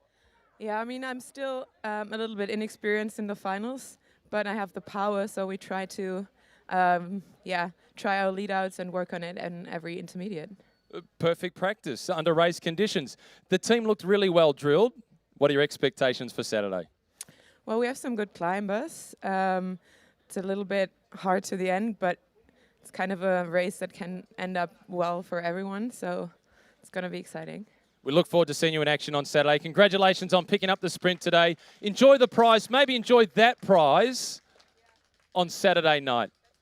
That's for my nephew then. Put your hands together once again for Tanya Erith from Kenyon SRAM, the winner of the first Surf Coast Times sprints. Warwick Brown is still with us to present the second of the Surf Coast Times sprints. And the winner, it wasn't a sprint, she was away solo. From the FDJ team, it is Brodie Chapman.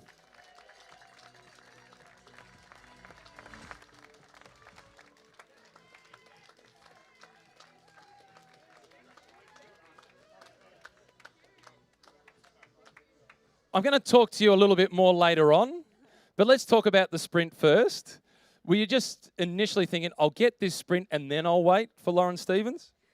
Yeah, well, actually, I couldn't quite hear where anyone was or what was going on, and I really was so buckled. I was like, I'm just going to soft pedal, and I hope the peloton consumes me soon. But then I saw how close I was to a sprint, and I was like, I think it's at around 80K. So crossed the line there, and then Lauren appeared like out of the sky, and I was so happy that she came across because I know how strong she is in a break. So I have to say, she encouraged me a lot. I totally thought I was done because I did push a bit to get that sprint point. So, yeah. So Lauren was kind of your angel for the intermediate sprint. You might have to share some of that drink with her. Oh, I definitely will. Thank you, Lauren. Put your hands together for Brodie Chapman, the winner of the second Surf Coast Times intermediate sprints. I'd now like to welcome up onto the stage the top 3 place getters from the Towards Zero race Torquay. If you can make your way into the positions behind the spots on the podium.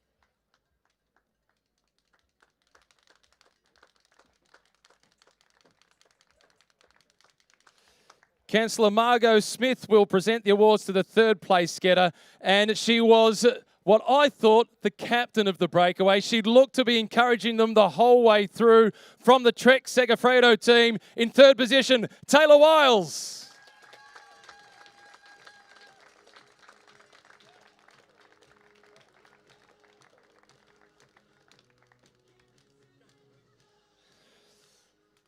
And the senior manager from Towards Zero Engagement, Megan Jacobs, will be presenting to 2nd place. And in 2nd position from the Rock Salt Attacker team, she attacked to try and go across. Put your hands together for Emily Herfoss.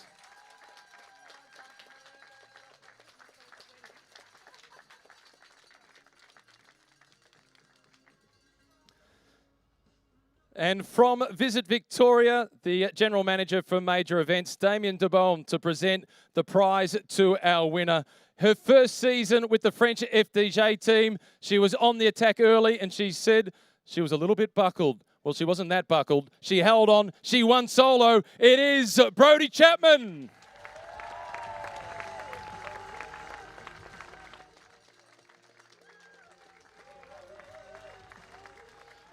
Not yet. Brodie is just, you look like you're ready to go with the champagne. Not yet. I'd now like to ask Cadel Evans to present the Towards Zero Race Torquay trophy to our inaugural winner.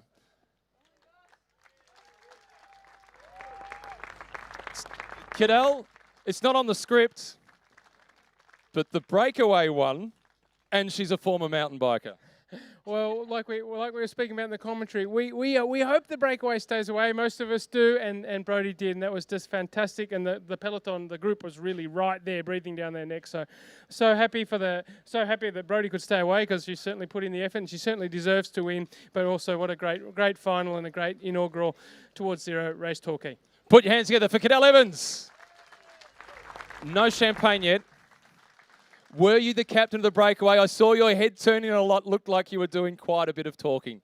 I was trying to keep us motivated. I might have made him a little bit mad when I attacked on the climb, but yeah, I was trying to keep us rolling.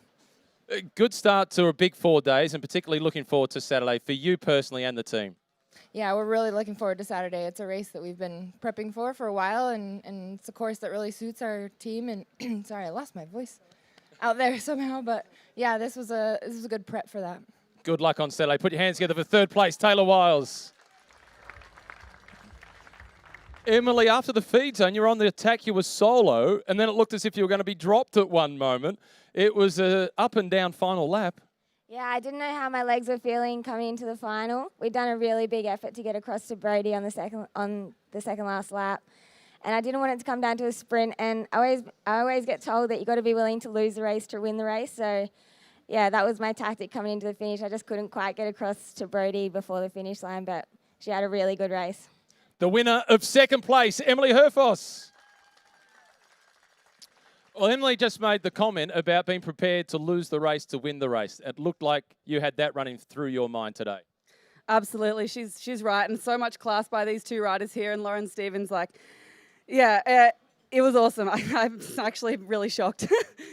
For someone who was buckled 80 kilometres into the race, this is not a bad buckle being on the top step of the podium. Yeah, that's why I'm shocked. I guess when I kind of came out of that corner with a bit of a gap, I was like, okay, if you're going to empty it, it's now 2Ks from the finish. And yeah, that's what happened. What was your emotion when you were going across the finish line?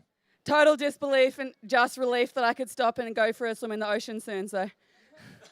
Well, believe it and get ready to go for a swim. Once again, the top three place getters, Taylor Wiles, Emily Herfoss, and your winner, Brodie Chapman.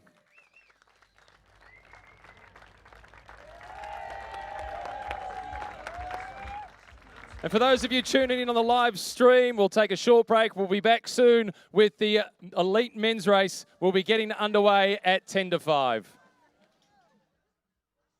For cycling, choosing the right route can make for a quicker, safer ride. That's why the Victorian Government is investing in infrastructure to make the roads safer for everyone. On Dynon Road in Footscray, we're building a separate two-way bike lane, reducing traffic speed and risk of collisions due to extended curbsides, creating safer crossings for cyclists, providing more visibility and space between cyclists and drivers, and ultimately shaping a smoother and safer journey for cyclists travelling between the city and Footscray. So, this summer, if you're looking for a healthier way to travel, get out and ride, and use this route for a safer journey on the roads. I'm looking forward to another great season in the UCI Women's World Tour, full of action, epic races and great victories.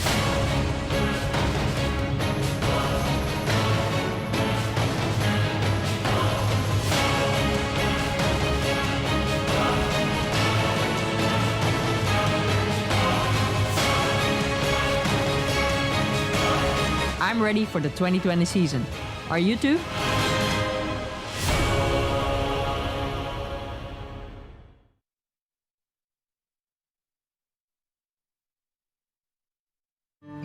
Happiness. It's hard to define, but sometimes it just comes over you. When you finally dare to take that step and overcome your fear.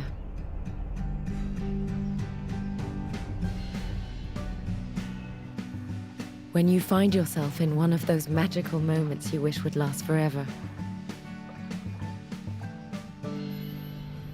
When you feel so good, you have to let it out. When the beauty takes your breath away.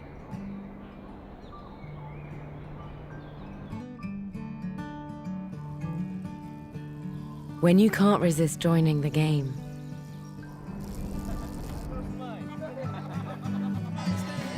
When your wildest dream becomes reality.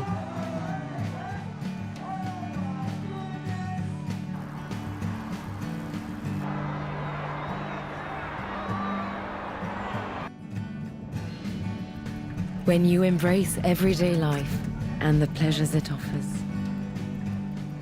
When you're out there sharing an unforgettable day. Happiness is as simple as a ride.